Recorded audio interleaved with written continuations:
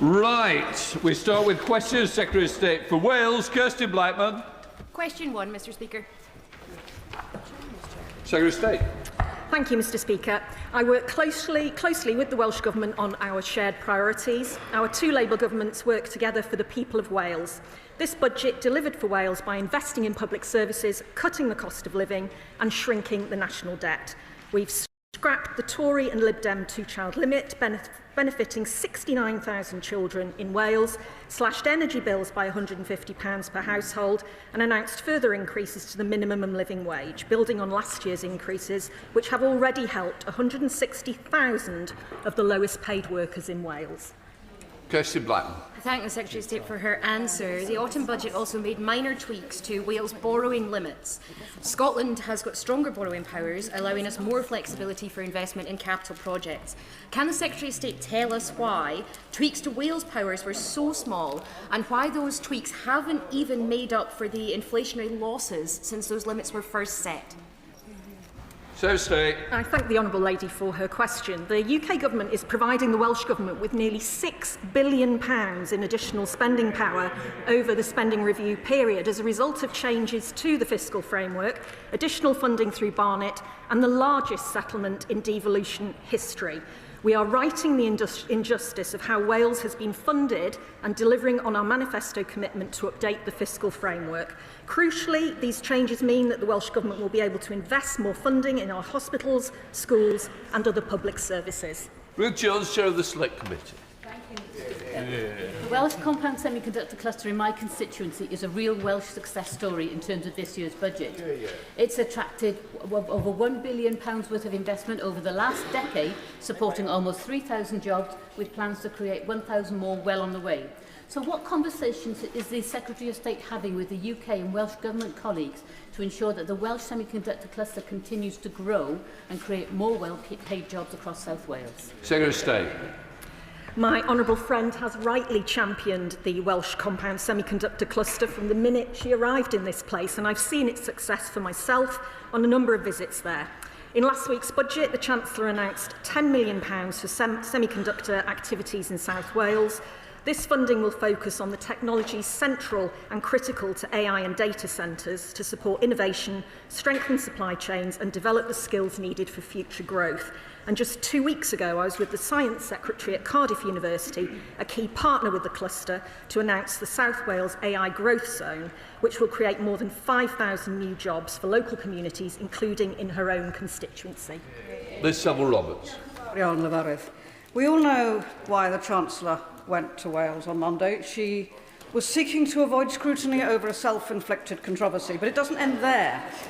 There's been criticism of the Chancellor's claim that additional funding for Scotland was given because, and I quote, because Anas Sarwar asked us to. There was no mention of the First Minister, Leonard Morgan. Now, there's a mechanism for Barnett funding. It's not a gift. Will the Secretary of State therefore commit to honesty over how Wales is funded rather than insulting our intelligence? I'm surprised at the Right Honourable Lady's tone. Whilst this Labour Government makes record investment in Wales, Plaid has the same old stuck record in response. Miserable grievance politics. They really are the Victor Meldrew of Welsh politics, Mr Speaker, and they still haven't explained which taxes they would raise, which public services they would cut to pay for their disastrous independence plan that will cost every single person in Wales £7,000 a year every single year. Saville-Roberts.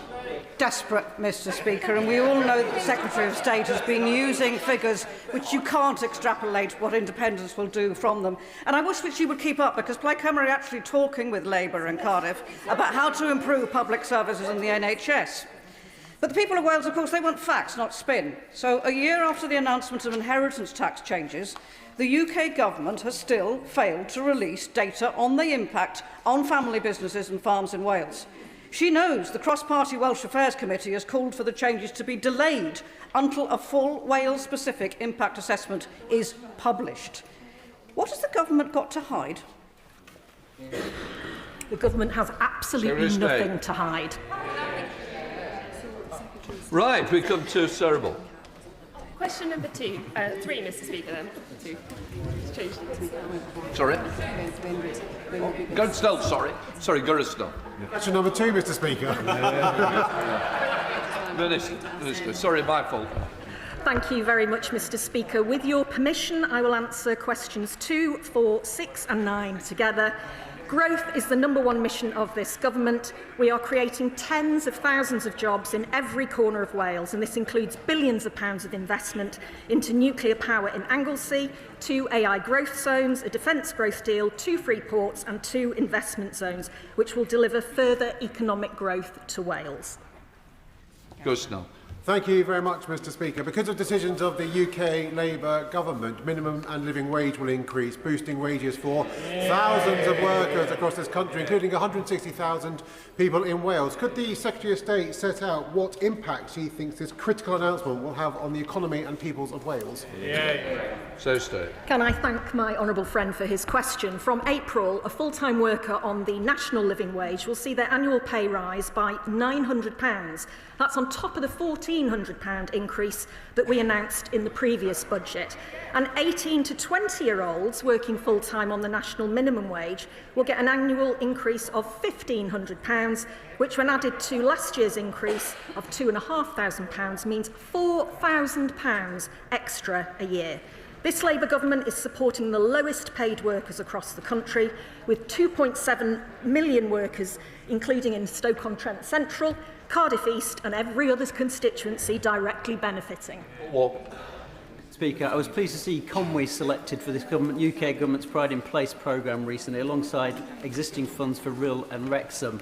Given the North West's strong economic and family ties to North Wales, I was also proud to secure £20 million for Rochdale in Pride in Place programme. Can the Secretary of State update the House on the difference these growth funds and other funds will make to economic development in the region? So State. Mr. Speaker, the introduction of the Pride in Place programme meant good news for Rochdale and good news for Wales too. So a total now of 14 communities across Wales are each benefiting from £20 million long-term investment to enable the changes that they want to see in their neighbourhoods. This hyperlocal programme will benefit those areas that are doubly disadvantaged, both by the highest deprivation levels and weakest social infrastructure. This is about investing for the long term, creating safer, stronger and more resilient communities with the facilities and infrastructure they need to thrive. Thank you, Mr. Speaker. It's been a momentous 2 weeks for my Welsh colleagues, with 2 new AI growth zones in both North and South Wales, a fleet of small modular reactors, billions of pounds of investment and 11,000 new jobs. Does the Secretary of State agree with me that this shows that this Labour government is determined to ensure there will be growth across the UK, including in Wales? So State. Can I thank my honourable friend for his question? He's absolutely right. This Labour government has backed Welsh business and economic growth since day one, and the results speak for themselves. New nuclear at Wilver, the 2 new AI growth zones, means well over 11,500 new jobs.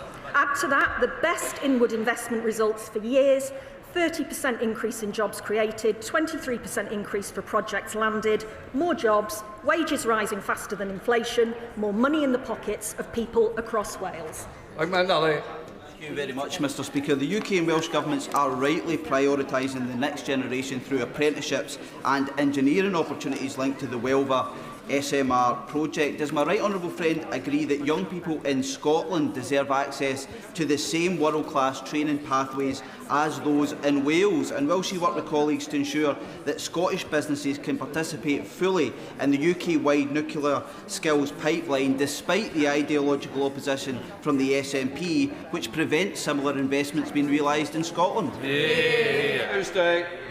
He's absolutely right to raise this ideology of the nationalists. Nationalists in Scotland turn their back on nuclear jobs for Scots, and nationalists in Wales are desperately trying to hide the cavernous split in their party on whether they support new nuclear. This Labour government is absolutely clear. We want economic opportunities for all parts of the UK. We want jobs and skills opportunities for people, including nuclear skills, across the UK. And those parties who are hell-bent on breaking our country apart are simply exposing the fact that they're willing to put their ideology before the jobs, opportunities and economic benefit of the people and communities of these isles. Anne Davies. Diolch yn fawr, Mr Llafarydd. In order to secure rural economic growth in Wales, we need to ensure that our agricultural sector is supported. Every pound spent in agriculture generates £9 by supporting farm workers, vets, feed merchants, machinery sales and repairs, local shops, and I could go on and on and on, to be honest. What is Wales Office doing to really support all of those who live and work in rural Wales? So stay.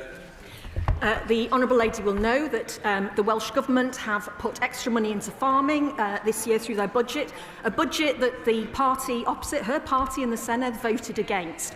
We are renegotiating the SPS deal with the EU following our deal in May, and we are protecting farmers and food manufacturers across Wales. Jim Shannon. Mr Speaker, I can thank the Minister very much for that.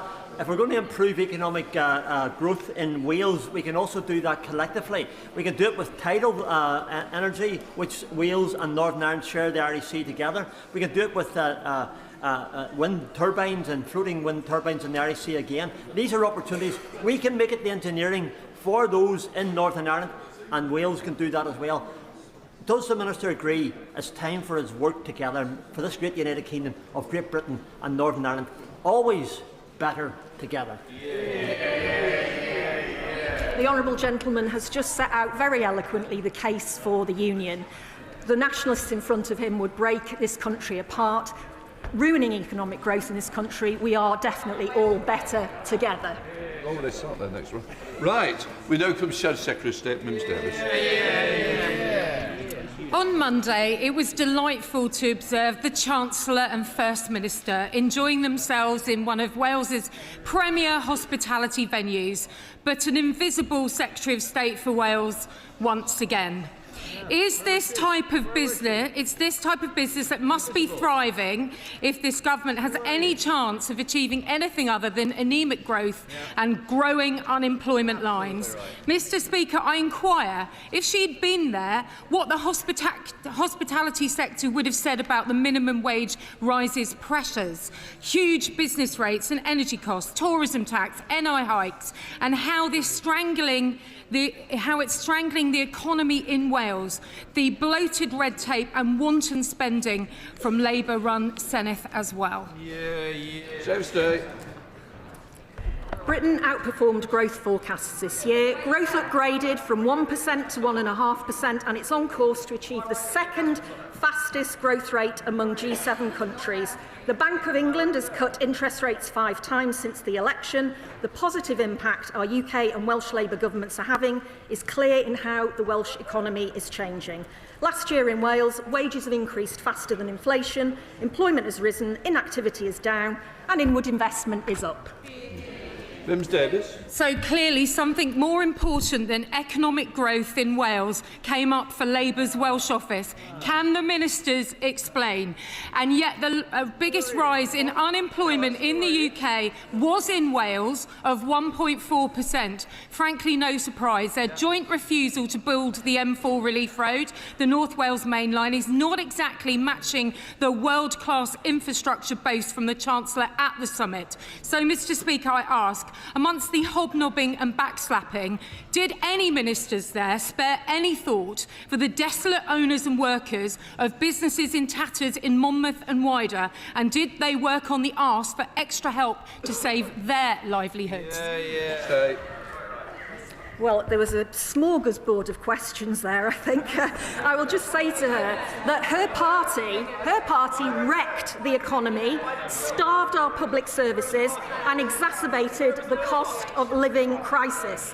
Our Labour budget is reducing the cost of living, investing in public services and shrinking the national debt, which they increased, whilst at the same time lifting thousands of children out of poverty that the Tories created. Jimmy Chabot, Liberal Democrat spokesperson. Thank you, Mr Speaker. And I'd like to start by raising a point of order.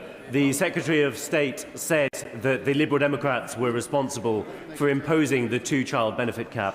That's simply not true. It was imposed by the Conservatives, and we've campaigned tirelessly against it ever since. Will she correct the record? It's your question now. Your question, please. This government keeps claiming that offshore wind will bring down bills for people in Wales and drive economic growth. But research from Greenpeace shows the opposite is happening.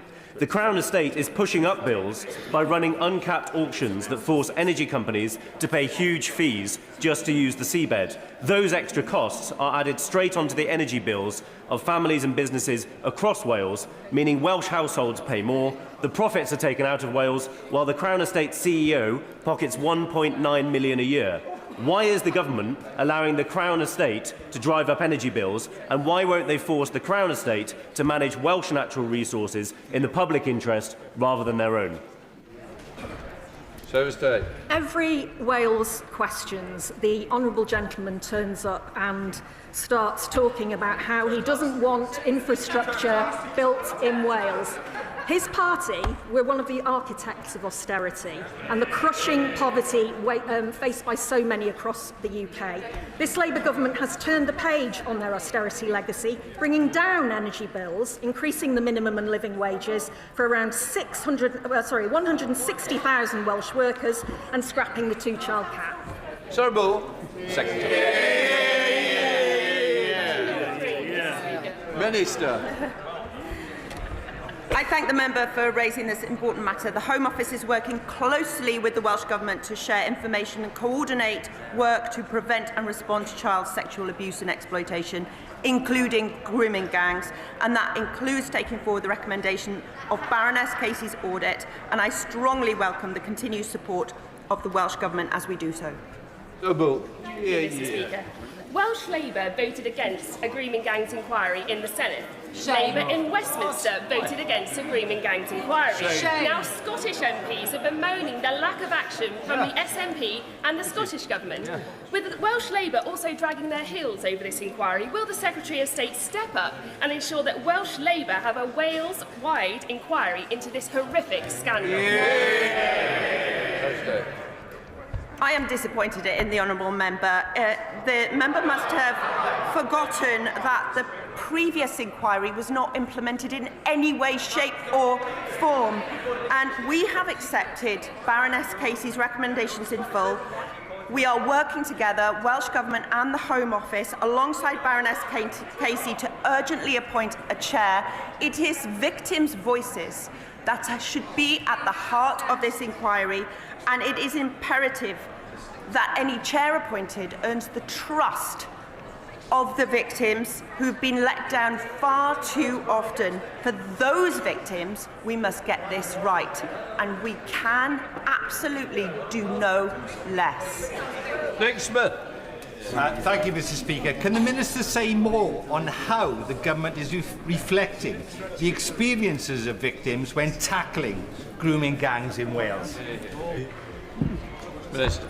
Absolutely. I thank my honourable friend for raising this really critical matter. We are putting victims' voices right at the heart of this inquiry. Their voices must be heard. And we are ensuring we are accepting Baroness Casey's recommendations in full, including the introduction of a mandatory reporting, the creation of new Child Protection Authority, and ending the 3-year statute of limitations period for personal injury claims, making sure, once again, and I'll say this once again, that victims' voices are at the heart of this inquiry. They have been forgotten for far too long. Number 5, please, Mr. Speaker.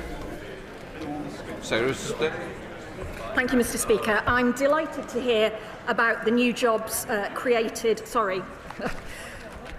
Excuse me, Mr. Speaker. Announcements over the past month demonstrate that our industrial strategy is working. In November alone, this government announced investments to create over 11,000 jobs in Wales. The Wales Investment Summit just this week showcased investments totalling £16 billion, which are expected to bring tens of thousands of jobs to Wales. Thank you, Mr. Speaker. Montgomeryshire and Glyndŵr is home to the largest one-day livestock market in Europe, just off the Buttington roundabouts in Welshpool. Will my right honourable friend join me in welcoming the 55 jobs that have been created within the last month alone on the Buttington roundabout? And would she consider joining me for a milkshake in one of the multiple places we could now get one together in Buttington? Secretary of State. I'm very pleased to hear of the new jobs created at Buttington Cross, and I'd be delighted to join him for a milkshake. Strawberry, please. Our landmark May deal with the EU included a commitment to a comprehensive SPS agreement, which we are now actively negotiating. This will reduce paperwork, delay and costs for Welsh farmers exporting their animals and produce to the EU. This government is backing our farmers and food manufacturers. Jamie Stone, are you standing or not? ONS reveal a scandal. Order. I didn't call Jamie Stone. Oh, I'm sorry. Don't worry. Mr. Speaker, I'll be brief. We've heard about the benefits that small modular reactors can bring to Wales and indeed to England. Would the Secretary of State agree with me it'd be a very good idea if the Secretary of State and I invited Mr. John Swinney to come to Dounreay to hear from the workforce how badly they want one up there? Minister. I absolutely do not understand why the SNP government are not willing to see the creation of jobs and opportunities for people in Scotland because of their ideology around new nuclear. Mims Davis, Shadow Secretary of State. Why, thank you, Mr. Speaker. ONS reveal a scandalous 1,000 jobs are being lost every single day across the country, meaning Aston Martin is not immune from this government's economic recklessness and could soon be forced to make over 100 job losses because of the poor trade deal Labour struck with the US. Mr. Speaker, the deal absolutely has no guarantee that small volume car makers like Aston Martin get fair access to the 10% tariff rate from 2026, meaning they could face an eye-watering tariff of 27.5% being imposed if they are squeezed out of the 100,000 car quota to the US. What will the Welsh Secretary do? Will she turn up to ensure that the iconic Welsh car makers get fair access to the US trade? I can tell the Honourable Lady that I have been in discussions with Aston Martin, as have Cabinet colleagues, and we are doing everything we can to protect the car industry in this country. One of the biggest problems arising in the car industry is due to their botched Brexit deal, for which she and her government were responsible. John Cooper. Question number 7, Mr. Speaker.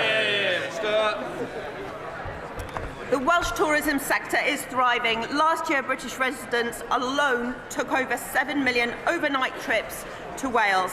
The Welsh Government's visitors levy could raise as much as £33 million a year across Wales to invest in communities and tourism if all councils were to introduce it. This is an excellent example of the Welsh Government leading the way. And as announced last week, a similar overnight levy will be introduced in England, allowing mayors to invest across their communities. Cooper. Mr. Speaker, hospitality in Wales and across the United Kingdom is dying on its feet. It needs a shot in the arm. Instead, the bin-fire budget last week gave it a shot in the head. This is more money coming out of businesses, is it not? Minister. Quite the contrary. This will boost the economy by up to £33 million if all councils were to accept that across Wales. I don't think that will... The member going out should wait to 2 questions. Minister. Wales is leading the way on this, and I am proud to be from a city, from Cardiff, where we're introducing this levy and where people come in droves, and I know they'll continue to come in droves. Perhaps the honourable member should look to his own ranks first, because Conservative-run Great Yarmouth Council have supported this form of tourist levy for years. Alex Murray-Scott. You, Mr. Speaker. In the budget last week, the UK government gave... Thank you.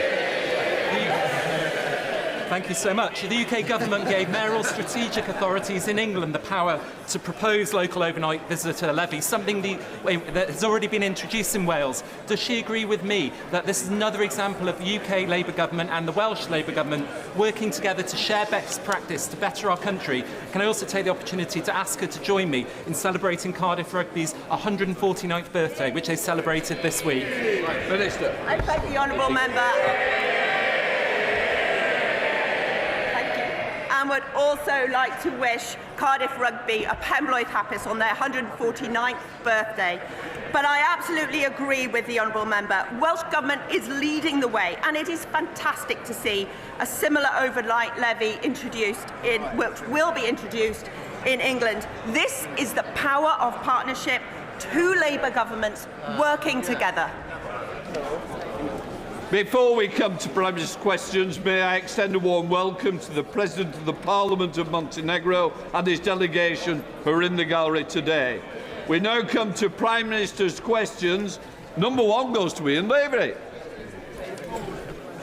Prime Minister. Thank you, Mr. Speaker. Mr. Speaker, our budget took important measures to tackle the cost of living. That's why we've frozen rail fares, prescription charges and cut energy bills for every family by £150.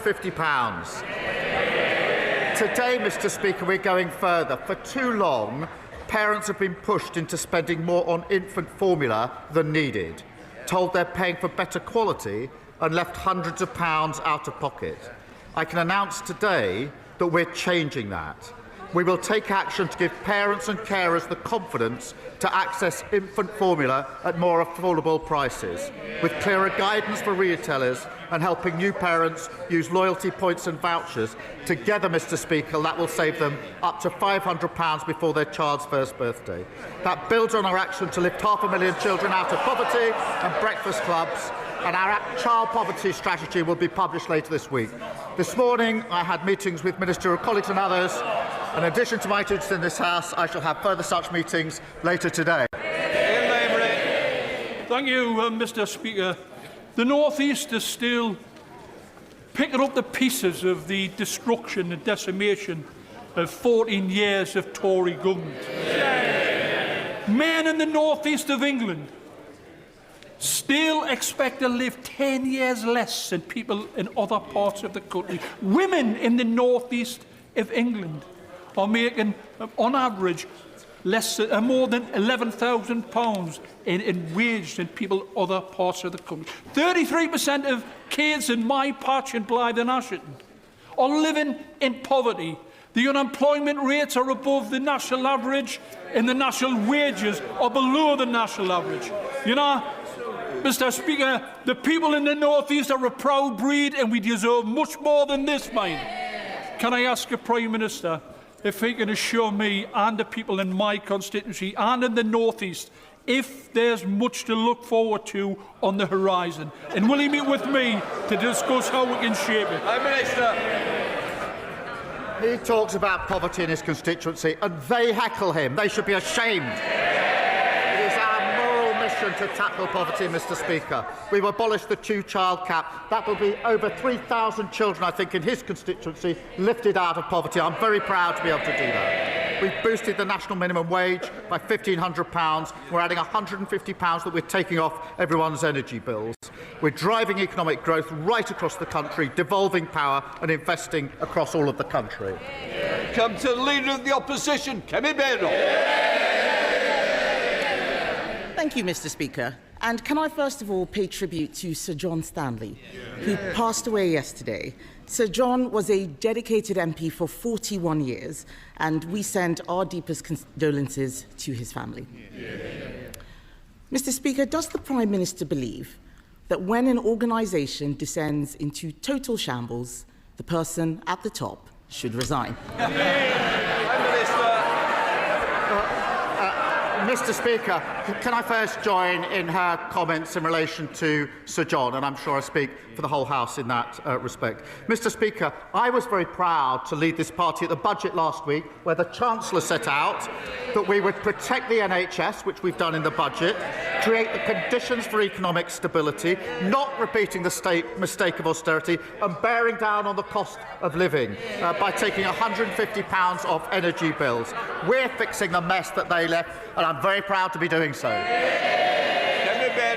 Mr. Speaker, he doesn't want to answer a question about taking responsibility because he likes to blame everyone else except himself, and so does the Chancellor. We now know that the head of the OBR was forced out for telling the truth, that the Chancellor did not need to raise taxes on working people. We also know We also know that the Chancellor was briefing the media, twisting the facts, all so she could break her promises and raise taxes.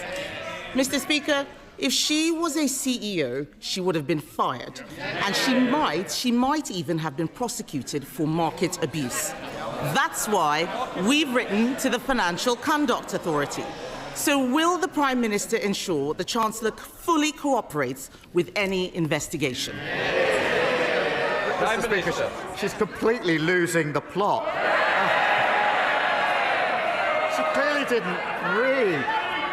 May I pay tribute to Richard Hughes and his leadership of the OBR? He made very clear why he stepped down, and I've made very clear my support of the OBR. But she says take responsibility. Under this Chancellor, Mr. Speaker, growth is up this year, defeating and beating the forecast. Wages are up, more since the general election than in 10 years of the Tories.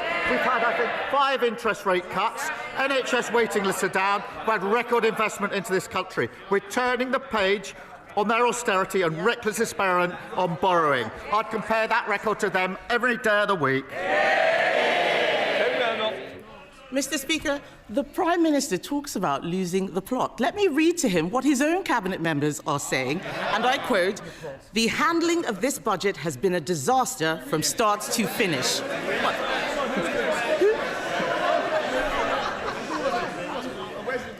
Yes. Who said that? Was it him? Was it her? In fact, I think it was probably her, actually. It was probably the Chancellor. In fact, Mr. Speaker, one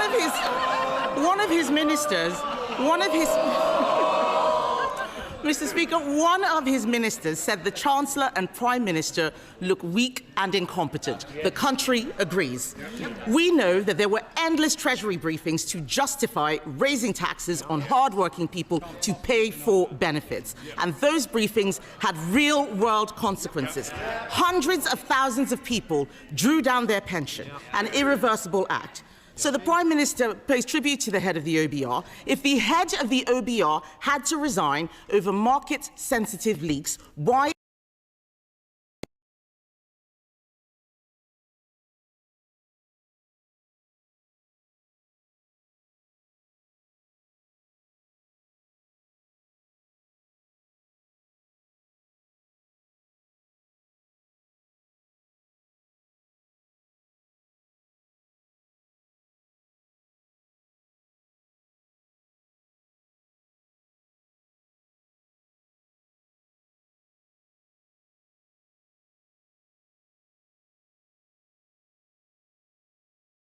And prescription as well. Order. Mr. Holden, your voice carries more than mine. The difference is yours will be carrying outside, not in the chamber. Prime Minister. Mr. Speaker, what she doesn't understand is that picking up a £16 billion tab for their failure is not a good starting point for any budget. And the OBR said yesterday, Mr. Speaker, that the Chancellor's speech was not misleading. So if the Leader of the Opposition had any decency, she'd get up now and apologise. Mr. Speaker. You might be enjoying a cup of tea with Mr. Holden if you carry on. Mr. Speaker, no one believes a word that the Prime Minister says. We now know the black hole was fake, her book was fake, her CV was fake, even her chest claims are made up. She doesn't belong in the Treasury, she belongs in La La Land. They raised taxes on working people, that's £16 billion, was to increase benefits to protect them from their backbenchers. He now boasts about removing the 2-child benefit cap, but he used to say that it was unaffordable. He even removed the whip from 7 of them for wanting the same thing. He is very happy to throw them under a bus when it pleases him. So I asked the Prime Minister, how did it suddenly become affordable at the very time he needed to save his own skin? Mr. Speaker, the vast majority of families we helped in the budget are in work. Yes. 3/4 of children in poverty are in working families.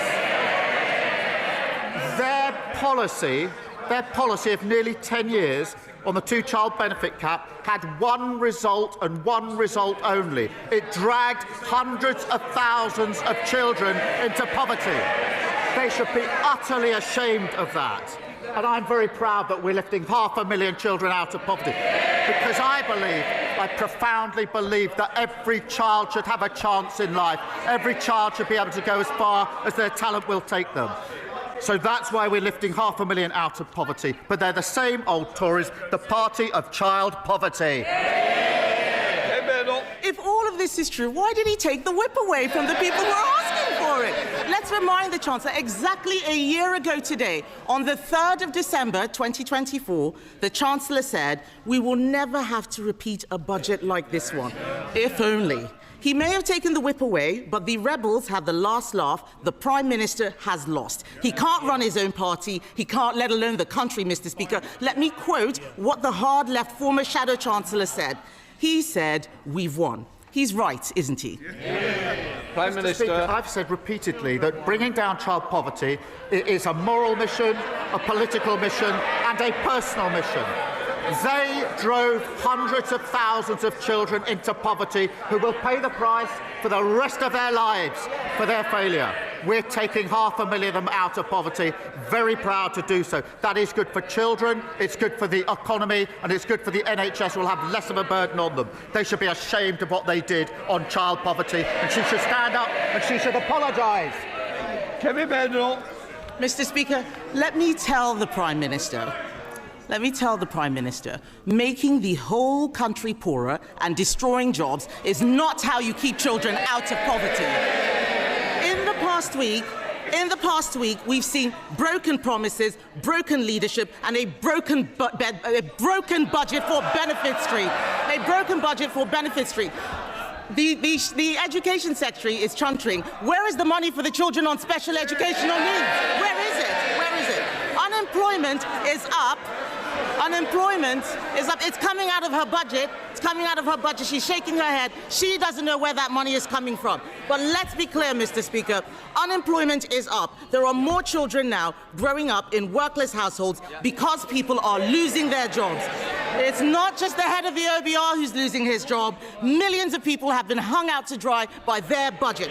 And isn't the truth, Mr. Speaker, that behind it all is a Prime Minister who only cares about one person's job, his own? Mr. Speaker, she wants to put 500,000 children back into poverty. She thinks the Chancellor should resign because the economy is improving.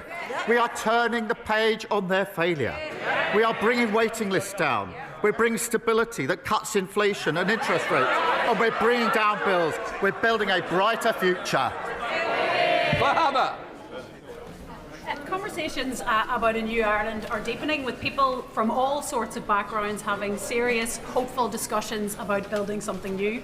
Yesterday here in Westminster, along with the member for South Antrim, who has a different view to me, we hosted two of the island's most respected journalists, making the case both for and against Irish unity. While both positions were argued, clear voice was at the time for careful preparation is now. Does the Prime Minister agree with me that while there is much work to do before any referendum, that to avoid a mess like Brexit, it is prudent and completely compatible with the Good Friday Agreement for the Irish and British governments to jointly prepare for constitutional change? Prime Minister. Can I thank her for her question? One of the greatest achievements of the last Labour government was the Belfast Good Friday Agreement, and we fully support that agreement, which brought peace and stability for Northern Ireland. It does, as she well knows, set out a process for future decisions, which under the agreement I support. And we are focused in working constructively with the Executive and others on all issues, including the record settlement under the budget for Northern Ireland. The Liberal Democrats, Ed Davey.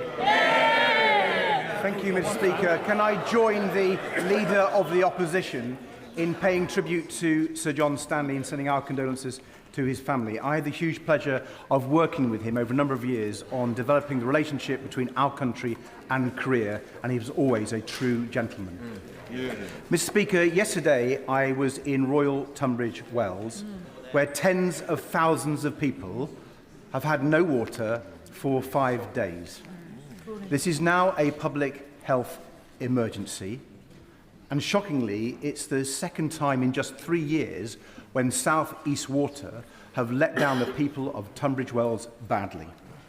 Parents are queuing up for bottled water for their kids. Pensioners are relying on neighbours to fetch some water for them. Businesses have closed down. Schools and GPs have been forced to shut. South East Water said it would be sorted on Monday, then yesterday, and today it still hasn't been sorted. So will the Prime Minister convene COBRA?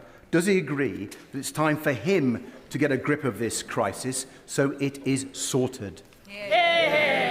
Well, can I thank him for raising this really important issue? And it is shocking for all the reasons he set out. And I too have heard South East Water say, as he rightly says, actually Sunday into Monday, Monday into Tuesday, and Tuesday into Wednesday, that they were sorting it, and they still haven't sorted, and there's really serious consequences. And we are bearing down on that, as he would expect, because it's such a serious issue. Sir Ed Davey. Prime Minister's reply and the actions of the Water Minister, but I do think the government will need to do more because South East Water have failed so badly. If I can turn to the budget now, Mr. Speaker. The Prime Minister's chief economic advisor has recommended a customs union with the EU as one of the most effective ways of generating growth, and we agree. So instead of hitting people with higher taxes in the middle of a cost of living crisis, will the Prime Minister change course in economic policy and listen to the piece of wise economic advice from his own economics advisor? Prime Minister. Well, Mr. Speaker, we are getting closer relationships with the EU on a number of fronts, including trade and the economy, because that is good for businesses across our country, has been welcomed by them. We'll continue down that path, but we do have clear red lines in relation to the single market and the customs union. So within those constraints, we will move closer. Dr. Becky Cooper. Mr. Speaker, gambling addiction is a serious public health harm, causing ill health and misery for millions of people in this country. The industry now spends £2 billion a year on advertising, often targeting vulnerable people and exposing our children to harm. Along with many members across this House, I very much welcome the Chancellor's announcement last week to tax harmful online gambling products. Would the Prime Minister agree with me, therefore, that to continue this essential work, we must now act to tackle harmful gambling advertising to protect the health of our children? Prime Minister. Well, I thank her for raising this, because she's right that harm from online gambling has surged. Mr. Speaker, NHS referrals are up 91% in the past year. The decisions we made in the budget mean investment in public services and lifting over 500,000 children out of poverty. But we are working with industry to ensure that adverts don't exacerbate harm. And through our £26 million investment, we're helping the Gambling Commission crack down on black market sites and illegal adverts to keep players safe. Paul Holmes. Thank you very much, Mr. Speaker. In 2020, the Justice Secretary said criminal trials without juries are a bad idea. The Prime Minister himself said there should be a right to trial by jury in all criminal cases. Now they want to scrap them. Mr. Speaker, with a Chancellor who can't count and a Justice Secretary who's lost count of the number of people he's let out of prison, is it any wonder that the people of this country can't trust a single word this Prime Minister or government says ever again? Mr. Speaker, they left a broken criminal justice system where victims of rape and serious sexual violence are waiting 3 or 4 years for trial. Only this week I've heard further examples of 14-year-old girls and 16-year-old girls having to give evidence 4 years after the allegation. That is not justice for them, and I'm determined that we will deal with it. Now, as he well knows, of all criminal cases going to court, 90% have always been in the magistrates' court. 90%. 10% go to the Crown Court. Of that 10%, 7% plead guilty. That means that 3% of all criminal cases go forward for a jury trial. Not all of our cases. We are making changes, sensible changes, to ensure that we can make sure that victims get justice and it's denied under the failure that they left. John Taylor. Thank you, Mr. Speaker. I'm really pleased to hear many constituents tell me how much local NHS services have improved since this Labour government entered office. But But some, like David Wotton from Atherstone, have faced long delays. He was told he'd have to wait 5 months for X-ray results from George Eliot Hospital, and he's not the only one. My constituents in North Warwickshire and Bedworth deserve better. Can the Prime Minister set out how he will go further and faster to get our NHS fighting fit again? Prime Minister. Can I start by saying I'm sorry to hear that David, her constituent, is waiting. We did take decisions at the budget to invest in the NHS and tackle waiting lists. And that is to help people like David. We delivered £29 billion extra investment into the NHS and scrapped NHS England to invest in the front line. We are opening, Mr Speaker, 250 neighbourhood health centres to treat patients closer to home, and we've got over 5 million extra appointments being delivered. And waiting lists are down 230,000. They chunted, they absolutely destroyed our health service, and we're picking it up. They should be ashamed of themselves. Thank you, Mr Speaker. My constituent Claire, she runs Claire Howard Jewellery in Fakenham, and she's just one of many small business owners who contacted me after the budget from last week. She was absolutely incensed by the style of the Chancellor, where she seemed to give the impression that she was reducing taxes on small businesses, when the exact opposite is the case. Claire's tax is going up on her shop, not coming down. So could the Prime Minister do Claire and many other shop owners the common courtesy of just admitting that their taxes are going up and not down? Prime Minister. He raises an important point. Let me address it. Because at the heart of this issue is that temporary business rate relief was put in during the pandemic by the last government. That was the right thing to do, and we supported it, but it was temporary relief. That is now coming to an end, and obviously there's a re-evaluation that goes with it. So what we're doing is permanently lowering the rates for leisure, retail and hospitality, but because of what the changes are, we're putting in transitional relief of £4 billion. That means there'll be a cap on increases for small businesses, and we're finding that by adjusting the burden between them and the online giants. But in the end, it's the temporary business rates coming to an end that we have to adjust through this policy. Oliver Ryan. Thank you.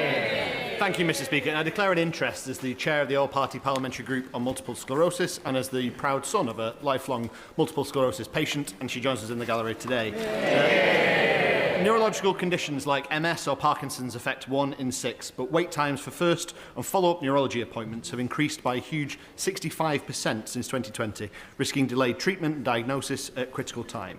Now, I'm proud this government is bringing NHS waiting lists down, cutting emissions, investing in care and equipment. But will my right honourable friend, the Prime Minister, formalise these efforts and support an NHS modern service framework for neurology and get these wait times down? Prime Minister. Can I thank him for his question and for sharing the personal interest that he has in this. We are focused on bringing down waiting lists and making sure every patient receives the best possible care. As he knows, the 10-year health plan announced a new modern service framework to help rapidly improve care, and I'll reassure him we'll do absolutely consider whatever else we can do. And in the meantime, we're acting to improve neurology care and have cut wait time for care neurology waiting times by over 15,000. Thank you, Mr Speaker. Alison in Oxford is threatened with new service charges by her housing association Green Square Accord for shrubbery she happily cut herself for 22 years and a cleaning of a communal area that simply doesn't exist. Meanwhile, Rebecca's charges have more than doubled over the last 4 years with no explanation why. They are not the only provider doing this. It's a wild west out there. So will this government consider Liberal Democrat plans for a new regulator and a cap on these outrageous rip-off service charges? Prime Minister. Well, can I thank her for raising that? And we are implementing the Leasehold and Freehold Reform Act, which is long overdue, providing homeowners with greater rights, powers and protections. And through this, we will strengthen regulation to protect leaseholders from abuse and poor service, which she's highlighted, bring the injustice of leasehold to an end. That'll protect up to 1.75 million households and make sure leaseholders receive standardised service charge documentation, making it easier for them to challenge unreasonable bills, because the points she makes are good points, and this bill will help change that. Graham Stringer. Mr Speaker, this country can be proud of its history of religious tolerance and religious freedom. the quid pro quo of that is the right to criticise religion. Can the Prime Minister ensure this House that there will be no introduction or reintroduction of a blasphemy law, either by statute, by judicial overreach, or by a non-statutory definition of Islamophobia? Yes, I can give him that assurance, and it's important that I do so. Lewis Cocking. Mr. Speaker, the best form of welfare in this country should be a well-paid job. But with unemployment up and this Labour government has chosen to raise taxes to spend more on an even bloated welfare and benefit system, is the Prime Minister happy with the message that sends to my hard-working constituents in Broxbourne and constituents from right across the United Kingdom? We have a broken welfare system. Who broke it? Guess. The party opposite. We're bringing in reforms to change it and mend it. And what did they do? They voted against them. And under their watch, they drove up welfare spending by £33 billion. So we need no lectures from them on welfare. Mr. Speaker, as a lifelong Dale fan, I'm delighted that Rochdale Football Club are top of the National League right now. But after 14 years of Tory cuts, sadly, my town is near the top of another league table, a league table people don't want to be in, the Child Poverty League table. So does the Prime Minister agree that lifting 5,000 kids out of poverty in Rochdale, plus cutting the energy bills by 150 quid for every household, and crucially expanding the Warm Homes discount, will mean that this budget is a family budget that reduces the cost of living for everyone in the country? Let me start by congratulating Rochdale Football Club for being top of the league for the time being. Of course.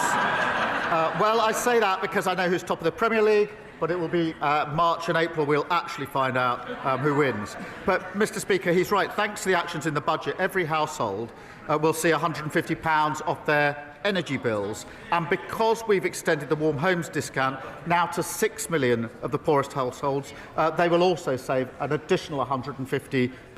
Now, in the North West, that benefits about 280,000 households. That's a huge cost of living support for families, alongside freezing prescription charges, rail fares and boosting the minimum wage. Liz Jarvis. Thank you, Mr. Speaker. My constituent Tracy owns O'Brien's, a lovely cafe in the heart of Eastleigh. She works tirelessly to make it a success, but spiralling costs, including business rates, VAT and the hike to employers' national insurance contributions, mean she hasn't been able to take a salary for 4 months. David, the owner of Steamtown Brewery, and Jane, the manager of the Holiday Inn in my constituency, say their businesses will be impacted by the government's stealth tax on our high streets. They feel let down. So will the Prime Minister look again at our call for an emergency cut on VAT for hospitality? Prime Minister. Well, Mr. Speaker, we put in place a strategy for small businesses, which was broadly welcomed by small businesses because they contributed to it. And that involves some of the key asks that they made of us, including late payment and for hospitality, greater flexibility when it comes to licensing. Of course, we'll always look at other measures that can help small businesses.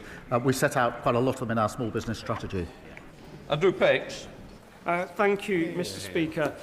At the weekend, I had the great privilege to join volunteers from Peterborough Food Bank at the Tesco in Warrington on their autumn food drive. I'd like to put on record my thanks to my constituents and those of other honourable members who supported this Trussell Trust initiative over the last week. One of the most significant challenges my food bank have consistently talked to me about is child poverty. And even though the party opposite oppose our plans, nearly 9,000 children will be lifted out of poverty across Peterborough because of the decisions our Chancellor took in the budget last week. Does the Prime Minister agree with me? This isn't just the right thing to do for these children, it's an investment in our future and in our growth. Prime Minister. I thank him for raising this, and I was in his constituency just the other week, and we could see the impact that this measure would have on children. In Peterborough, as he says, 9,000 children living in poverty. In his constituency, 5,500 children living in poverty, and we are lifting them out of poverty, and that is the right thing to do.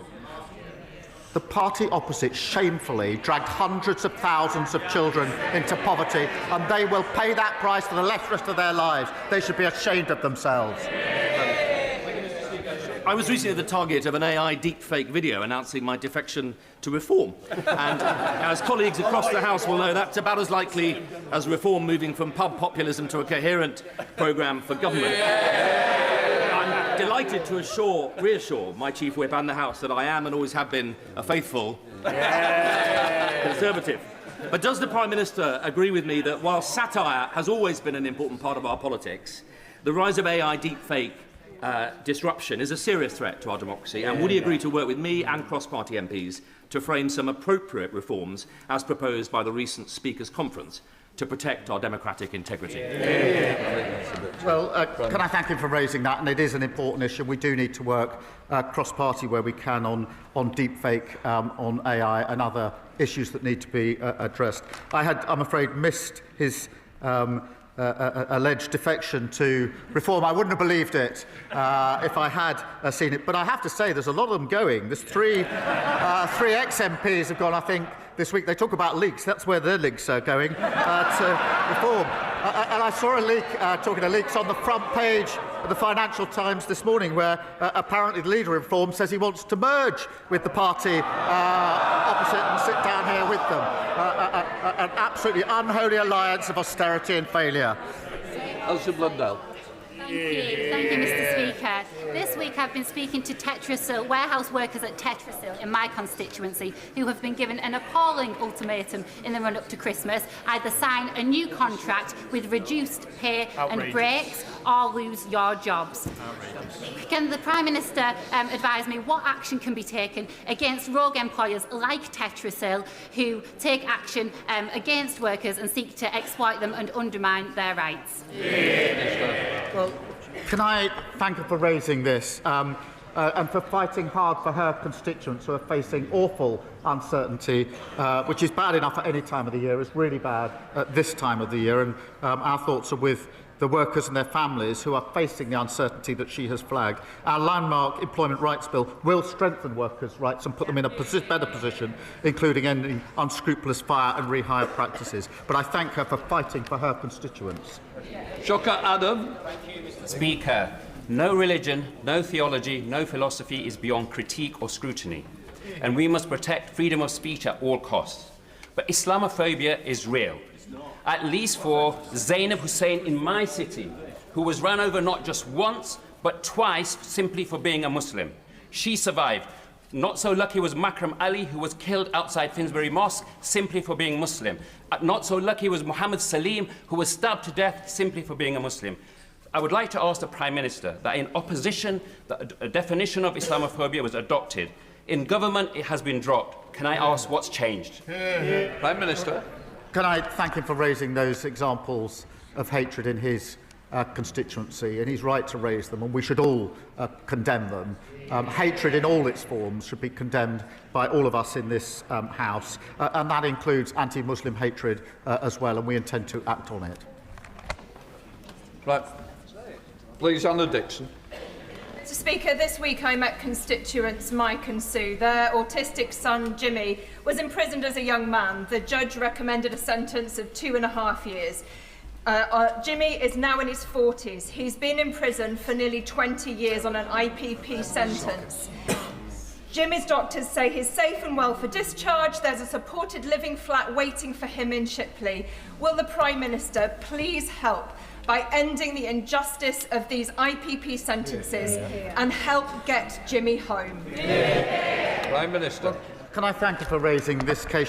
She raised it with me in the lobby last night, and it is a really shocking case of 2 years, leading to someone being in prison already over 20 years and not yet released, and with delays in the release process. The Justice Secretary will look into this case and meet to discuss her concerns to see what more can be done. It's right that IPP sentence has been abolished, and we're committed to supporting the progression of all those who are serving such sentences. Rachel Gilmore. Thank you, Mr. Speaker. I have a charming elderly constituent who, after a series of very major medical interventions, has been left in excruciating, uncontrolled pain after Prime Minister. Can I thank her for raising what's an awful case? And we are putting in further protection and support, but I will take her up. I think it is important for her to discuss that with the relevant minister, because the case that she has referred to just sounds appalling. Jane Kirkham. Thank you, Mr. Speaker. Under this Labour government, NHS waiting lists are coming down. I welcome the commitment to refurbish Truro Health Park in my constituency, one of the first new neighbourhood health centres in the country. Cornwall's already leading the way with new neighbourhood health teams, and upgrading Truro Health Park will help deliver care for patients in their own communities. Will the Prime Minister confirm this investment reflects decisions taken by this government to prioritise community healthcare, and that services won't be removed before effective community replacements do come online? Prime Minister. Well, I thank her for raising this. I'm delighted that her constituency will benefit from one of the new 250 centres. Neighbourhood health centres will provide simpler, more convenient access to a full range of health and care services on people's doorsteps, and GP services will be protected before it comes online. This is about early intervention, Mr. Speaker, continuing to drive down NHS waiting lists and creating a more modern NHS that is fit for the future. Bernard Jones. Mr. Speaker, could the Prime Minister give his assessment of the latest news that President Putin has again turned down terms for peace in Ukraine, and in the light of his extraordinary outburst designed to destabilise our understanding of the truth? He did say Russia is ready for war with NATO. How ready are we? Prime Minister. Can I thank him for raising this? And I updated the House last week on the attempts to get a lasting peace.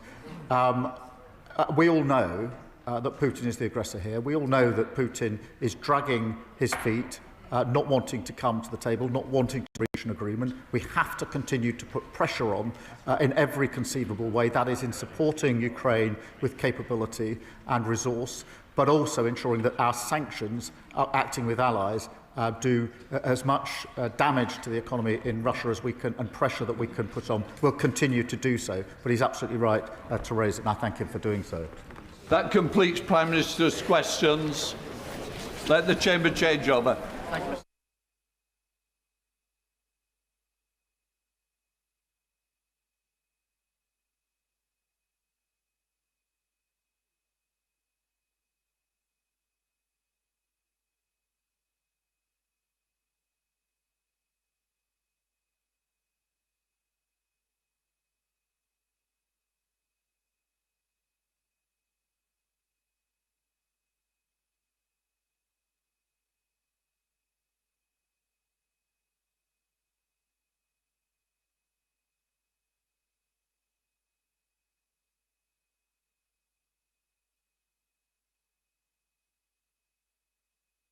Right, we come to the first urgent question. Sir Mel Stride, Shadow Chancellor of the Exchequer. Mr. Speaker, to ask the Chancellor of the Exchequer if she will make a statement on the resignation of the Chair of the OBR. Minister Murray. Thank you very much, Mr. Speaker. Mr. Speaker, last week the economic and fiscal outlook was accessed prematurely ahead of the budget. The OBR took full responsibility for this and conducted a review into what had happened. That report was published on Monday, and I came to this House to make a statement. That report found, and I quote, systemic issues, which led, in their words, to the worst failure in the 15-year history of the OBR. Whilst I was making that statement on Monday afternoon, Richard Hughes, the chair of the OBR, resigned. The Chancellor has written to Mr. Hughes to thank him for his many years of public service, and I have put my thanks on record in this House too. That decision was a matter for Mr. Hughes. We will work closely with the OBR to ensure robust security arrangements are in place before the spring forecast and for all future forecasts. The Permanent Secretary of the Treasury will conduct a review of the Treasury's security processes to inform future fiscal events. As I said when I was again at this dispatch box closing the budget debate yesterday, the government puts the utmost weight on budget security, including prevention of leaks of information. A leak inquiry is now underway with the full support of the Chancellor and the whole Treasury team. Mr. Speaker, there is also speculation in the press today surrounding the letter which the OBR sent to the Treasury Select Committee last Friday, which I wish to address clearly. The Chancellor was aware of that letter and she was content for it to be published, and she agreed this with the Permanent Secretary. Bill Stride. Thank you, Mr. Speaker. Mr. Speaker, Richard Hughes was a respected chair of the OBR, and his departure is a matter of deep regret. The circumstances surrounding his resignation remain unclear. Although, Mr. Speaker, for the Chancellor it has clearly been a useful distraction from her own conduct. Mr. Speaker, on Friday, the OBR took the unprecedented step of publishing the details of the pre-measures forecast rounds, and at the Select Committee yesterday, members of the OBR board were clear that this step was taken because of serious concerns about partial leaks and briefings about their forecasts. And in relation to the market-moving briefings made on the 14th of November, which suggested that the public finances were, after all, in a better position, David Miles at the committee stated, and I quote, "I think there had been a misconception that there had been some good news. It didn't exist." They also clarified that these concerns were raised by Richard Hughes with the Treasury before the budget, and that the information published on Friday was approved by the Permanent Secretary. So can I ask the Minister, what discussions did the Treasury have, including the Chancellor, with Mr. Hughes immediately prior to his resignation? Mr. Hughes said last week that he served subject to the confidence of the Chancellor. Did the Chancellor give Mr. Hughes her full confidence? Was any pressure put on Mr. Hughes to resign? Did the Chancellor approve the OBR's publication on Friday and discuss with the Permanent Secretary? I believe the Minister has confirmed that. Perhaps he would do so again. Yes. In which case, behave. Thank you, Mr. Speaker. Do ministers agree with the OBR's opinion that there were leaks and briefings about the forecasts that damaged growth? If so, what action was taken by the Treasury regarding those leaks? And can I ask once again in this House whether it was appropriate that the Chancellor herself was opining publicly on the OBR's productivity forecast before the budget, given that these matters should remain strictly confidential? Mr. Speaker, as you know, I've written to the FCA seeking a full investigation into these matters relating to the Chancellor's statements on the state of the public finances. I have also written again this morning to the Permanent Secretary at the Treasury requesting a full investigation into all these matters. Thank you. Thank you, Mr. Speaker, and I thank the Shadow Chancellor for his questions. Mr. Speaker, Madam Deputy Speaker, as I made clear in my opening remarks, the decision for Richard Hughes to resign was a matter for Mr. Hughes himself. I referred also in my earlier remarks to the media reporting around the letter that the OBR published. That publication of the OBR letter was agreed to by the Chancellor, and it is completely untrue to suggest otherwise. And the reason for publishing that letter was due to the unique nature of this budget in the context of the OBR's productivity review, as they said themselves, whilst acknowledging that this would not become usual practice due to the importance of preserving a private space for discussions. But, Madam Deputy Speaker, we are completely committed to the OBR's independence, and it is a vital part of our fiscal framework. And in fact, one of the first acts of this Parliament was to introduce a fiscal lock so the OBR could never be sidelined. The Shadow Chancellor also referred to comments by Professor Miles at the Treasury Committee earlier this week. And I note that amongst his remarks, he said the fact that it was a positive number, referring to the headroom on the October 31st forecast, he was very keen to be clear now that this did not in any way suggest that the OBR assessment was that the fiscal outlook was problem-free. Dame Meg Hillier. Thank you, Madam Deputy Speaker. Madam Deputy Speaker, when I last spoke in this House, Richard Hughes was still chair of the OBR. I want to pay tribute to him. He was a tenacious champion of its independence, a highly intellectual man who had ably led that organisation, and he made an honourable decision to take responsibility for what happened last Wednesday. The Minister has said that there is now a leak inquiry underway in the Treasury. Leak inquiries can have a habit of not finding someone responsible, but if somebody is found responsible, will they follow the lead set by Richard Hughes? Minister. Well, Madam Deputy Speaker, I will not speculate on the outcome of the leak inquiry, but it is underway now with the Chancellor's support. The government takes our obligations to this House very seriously, and we delivered a budget last week which delivers on the priorities of the British people. Liberal Democrat spokesperson Charlie Maynard. Thank you, Madam Deputy Speaker. On behalf of my party, I would like to thank Richard Hughes for his service, and we respect his resignation.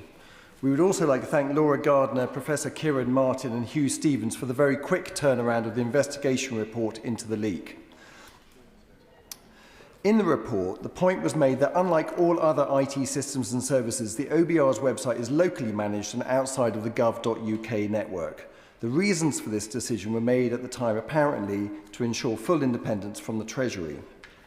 Will the Minister soon report back to this House with a timeline for when decisions will be made between now and the OBR's next report in spring 2026 as to how this will be operated going forward, and also provide an outline of how the OBR's website will be operated so that it is both secure and maintain appropriate separation between the Treasury and the OBR? Madam Deputy Speaker, as I've made clear, the Treasury will be focused in the coming months on ensuring that we have stronger information security in the spring forecast and indeed for all future forecasts. The OBR, it's worth my adding, has had significantly increased funding in recent years. Since 2021-22, its budget has increased by 45%. And as an independent organisation, it has full discretion over how it uses its budget. Yuan Yang. Thank you, Madam Deputy Speaker. I join the chair of my Treasury Select Committee in thanking Richard Hughes for his service and commend him for taking responsibility for the security leak that happened under his watch. In the testimony the OBR gave the Select Committee yesterday, they described the 21 billion amount of absolute forecast-to-forecast changes that happens to their own pre-measures forecasts. What that means, in effect, is that between every 6-month forecast, £21 billion on average is wiped off the headroom or added to the headroom on average. What this leads me to be concerned for, Madam Deputy Speaker, is how we can ensure long-termism in the fiscal institutions of the UK, despite this overall focus on headroom. Minister. Well, I thank my honourable friend for her question, and of course the Chancellor set out how important it was to increase our headroom at the budget. We increased it to £21.7 billion, which is so critical for reducing the cost of borrowing and for protecting us against future shocks. As the Chancellor also announced at budget, the forecast that the OBR will produce in spring will not include an assessment of the government's performance against the fiscal rules, and the government will not respond to it with fiscal policy, but the OBR will produce a forecast in spring as would be expected. Father of the House, Sir Edward Lee. For what it's worth, I think the OBR has become too powerful, and we live in a parliamentary democracy, not a quangocracy, and the Chancellor alone should be responsible. But does he agree with this point, that in future all communications between the Chancellor and the OBR should be in deep private? That's the only way the system will work. And we never again want to have selective leaks. Can he promise that won't happen in the next budget? Minister. Well, Madam Deputy Speaker, the Right Honourable Gentleman and I disagree about the role of the OBR, because as a government we are committed to the OBR's independence and its vital role as a core part of our fiscal framework. And as I mentioned earlier, one of our first acts in this Parliament was to introduce the fiscal lock to ensure the OBR could never be sidelined in the way it was by the previous government. In terms of the private space between the OBR and the Treasury, the publication of the OBR's letter, which, as I mentioned earlier, was agreed to by the Chancellor, was due to the unique nature of his budget in the context of the OBR's productivity review. We acknowledge that it should not become, it would not become usual practice due to for the conversations. Luke Murphy. Thank you, Madam Deputy Speaker. Can I share the remarks of my fellow members of the Treasury Select Committee in commending the work of Richard Hughes, and also for taking responsibility for what the OBR itself acknowledged was the worst failure in its 15-year history. One of the other things that the Professor Miles also testified in front of the Treasury Select Committee yesterday, was, which the Shadow Chancellor failed to mention, is that the remarks of the Chancellor on the 4th of November were entirely consistent with the forecast that was set out by the OBR at the time, and was not as rosy a fiscal picture as the benches opposite now bizarrely claim was in place at the time. Does he agree? Minister. Well, I thank my honourable friend for his question, and he's absolutely right to point to some of the comments by Professor Miles at the Treasury Committee early this week. Indeed, there's been a lot of discussion in this place around the £4.2 billion of headroom that was identified in the forecast by the OBR on October the 31st, and our view of what that implied about the fiscal situation. And Professor Miles indeed said at the Treasury Committee that a number that was £4 billion in the pre-measures forecast is not inconsistent with the sentiment that this is a very challenging fiscal position. And it is because of that fiscal position that we made the choices that we did. Dame Harriet Baldwin. Thank you very much, Madam Deputy Speaker, and I welcome the fact that the Minister has just confirmed that a leak inquiry is underway at the Treasury, and will be paying close attention to that inquiry. Richard Hughes was an outstanding public servant, and he was truly independent. And will the Minister confirm that the person that the Chancellor nominates to this position has to be endorsed by the Treasury Select Committee, and that he will commit to someone of equal independence and stature being nominated to that position? Well, I thank the Right Honourable Lady for her question, and as she'll know, the process is now underway for an external recruitment of the new chair of the OBR. The normal process will be followed in terms of the Chancellor making the appointment, the Treasury Committee being involved in the way that it is. She mentioned that the leak inquiry, I confirmed it today. I've confirmed it again today. I also mentioned it in my remarks to this House yesterday. Clive Efford. Thank you, Madam Deputy Speaker. Over the years that I've been here, I've seen many budgets, and the government side waves its order paper on the day and then watches over the next 48 hours as the budget unravels. And we don't seem to have had any of that with this budget.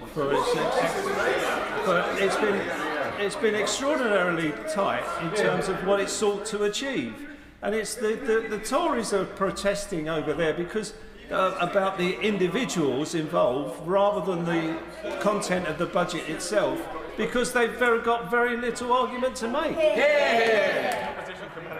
Well, my honourable friend is absolutely right to draw attention to the fact that whilst the process around the budget is of course important, what this budget means for people across Britain is that we have cut the cost of living, continue to cut NHS waiting lists and cut government borrowing. Dugan.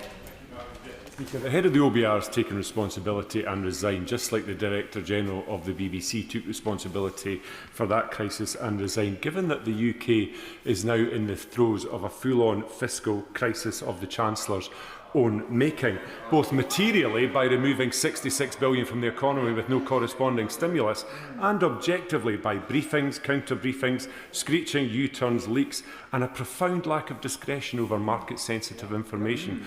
Given that backdrop, why will the Chancellor not now resign?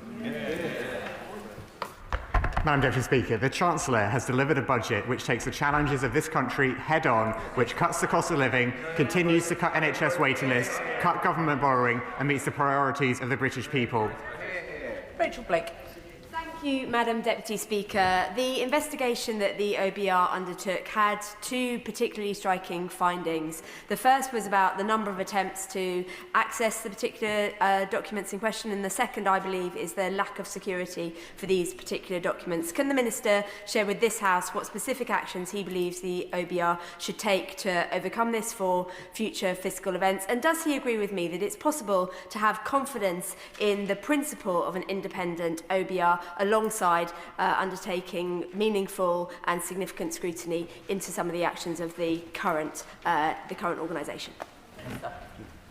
Well, I very much agree with the sentiment in my honourable friend's question there, in that the OBR is a vitally important part of our fiscal framework, and indeed, as I mentioned earlier, one of the first acts we took upon taking government was to strengthen its role to ensure it could never be sidelined. And actually, it is precisely because we see it as taking such an important place in our fiscal framework that it's important that we maintain its integrity and trust as an organisation. And my honourable friend asked me what further steps the OBR will be taking. Well, we as a government will work with the National Cyber Security Centre and the OBR to take forward the recommendation that a forensic examination of potential premature access at previous fiscal events is carried out. I would add that there's no evidence of hostile cyber activity, but the findings of the OBR report indicated access at previous fiscal events, and that's a very serious matter that we will investigate. Thank you, Madam Deputy Speaker. Richard Hughes was a first-rate public servant, but he did the right thing on the narrow matter of the premature upload of the file last week. But the OBR representatives told us a number of things yesterday at the Treasury Select Committee. They told us that there was a 16 billion downgrade. Yep. They told us that there was a 4.2 billion headroom on the 31st of October because there were also improved tax revenues. Yep. I don't think 4.2 billion can be characterised as a black hole, but it was a challenging circumstance. That's the truth. Can the Minister consider in all future budgets that such a letter should be made available at the same time that budget publications and OBR publications are made available, which sets out what was said to the Chancellor at what point, so we can then verify whether the press conference on the 4th of November was very wide of the mark and gave a materially misleading view of what actually was happening? Well, thank the right honourable gentleman for his question, and I would, as will be clear, I would agree with his remarks about Richard Hughes' contribution to public service. I would disagree with him, however, that the premature publication of the forecast last Wednesday was a narrow matter, because I think what the report showed was that it was not simply a single error, but more systemic issues which are highlighted. So I would disagree with his characterisation of that as narrow. He referred to some of the comments that Professor Miles made at the Treasury Committee, and indeed Professor Miles confirmed that the £4 billion headroom, which was identified in the forecast on October 31st, was not inconsistent with the sentiment that this is a very challenging fiscal position. He also asked about the OBR's letter and the nature of its being published and what that speaks about to the future. As I said earlier, Madam Deputy Speaker, the publication of the OBR letter was agreed to by the Chancellor, and this was due to the unique nature of this budget in the context of the OBR's productivity review, as they said themselves, whilst acknowledging that this would not become usual practice due to the importance of preserving a private space for discussion. Karen Moon. As Madam Deputy Speaker, the OBR leak was deeply disturbing, particularly in light of international sensitivities. Can the Chief Secretary rule out foreign actors exploiting the OBR's inadequate security at any point? Well, Madam Deputy Speaker, the report that the OBR published into this premature publication of their forecast finds no evidence of hostile cyber activity. What it did do was look at the spring forecast and to identify what happened there, and very concerningly identified that there had been premature access of the forecast at that fiscal event also. Now, the report did not look further back, for instance, at the Chancellor's first budget last year, or indeed budgets delivered by Conservative Chancellors under the previous government, and that's why it's so important that we take forward the recommendation, we the government take forward the recommendation of the OBR's report to conduct a forensic examination of potential premature access at previous fiscal events. Sir Julian Lewis. Government seemed to be keen to maximise the gravity of the OBR's accidental leak whilst minimising the gravity of the Chancellor's deliberate leaks. And as he has twice frankly admitted not being aware of the case of Labour Chancellor Hugh Dalton, who resigned for inadvertently leaking to a journalist a single sentence of his budget moments before it was due to be announced in 1947, now that he has understood what actually happened then, and that was the paradigm case, does he think it holds any lessons or examples of conduct that the Chancellor ought to consider following? Madam Deputy Speaker, I came here this morning expecting to be critiqued by the opposition for their view of government policy. I didn't expect a critique of my knowledge of history, but it appears that that's the route that the honourable gentleman wants to take. And indeed, when I gave way to the gentleman sitting to his right yesterday, my right honourable friend, the Health Secretary, said I was being too generous. And I'm inclined to agree with my right honourable friend, the Health Secretary, that I was too generous in giving way to him yesterday. But the broader point that the right honourable gentleman who just asked his question made, I think we need to be really careful, Madam Deputy Speaker, about downplaying the seriousness of the OBR publishing their forecast early. It's not, as the other right honourable gentleman said, a narrow matter. It is not something which we can simply brush away. This is a serious leak of highly sensitive information, and we take it very seriously as a government. Andrew Lewin. Deputy Speaker, 3 years ago the role of the OBR came into sharp focus after the delivery of another budget, the budget that became known as the mini-budget, a budget in which the markets were sent spiralling and the Bank of England was forced to take emergency action. Would my right honourable friend agree with me that this last week has been a serious one, but within a week we have taken action, and 3 years on we are still living with the consequences of the decision taken by the party opposite? Yeah, quite right. Well, my honourable friend is absolutely right that people across Britain are still living with the consequences of what the previous government did in that mini-budget where they sidelined the OBR. And in fact, one of the reasons why we're so keen to protect and strengthen the integrity of the OBR is because of the vital role that it plays in our fiscal framework. And one of the very first bill, in fact, passed by this government included the fiscal lock, which now prevents the sidelining of the OBR. Joshua Reynolds. Deputy Speaker, in the budget, the Chancellor announced that she would legislate for only one assessment of the fiscal rules instead of two every year, as we have it at the moment. But in light of the change of OBR leadership, will he commit today to seek the views of the incoming chair of the OBR about the economic and fiscal impact of that decision before the government plough ahead with it? Madam Deputy Speaker, just to be clear in terms of what the OBR is required to do and what the Chancellor announced in the budget last week, the OBR is required to produce two forecasts a year, and the Chancellor will commission a second forecast in due course. As the Chancellor announced the budget, though, that forecast will not include an assessment of the government's performance against the fiscal rules, and the government will not respond with fiscal policy. Chris Vince. Thank you, Madam Deputy Speaker. I thank the Minister for his statement. Was he as surprised as I was to find out that such a sensitive document like this was actually being managed by something that was using WordPress? And would he reassure my constituent in Harlow, and what reassurances he had from the OBR, that moving forward these sort of documents will be password protected and, crucially, protected from foreign interference?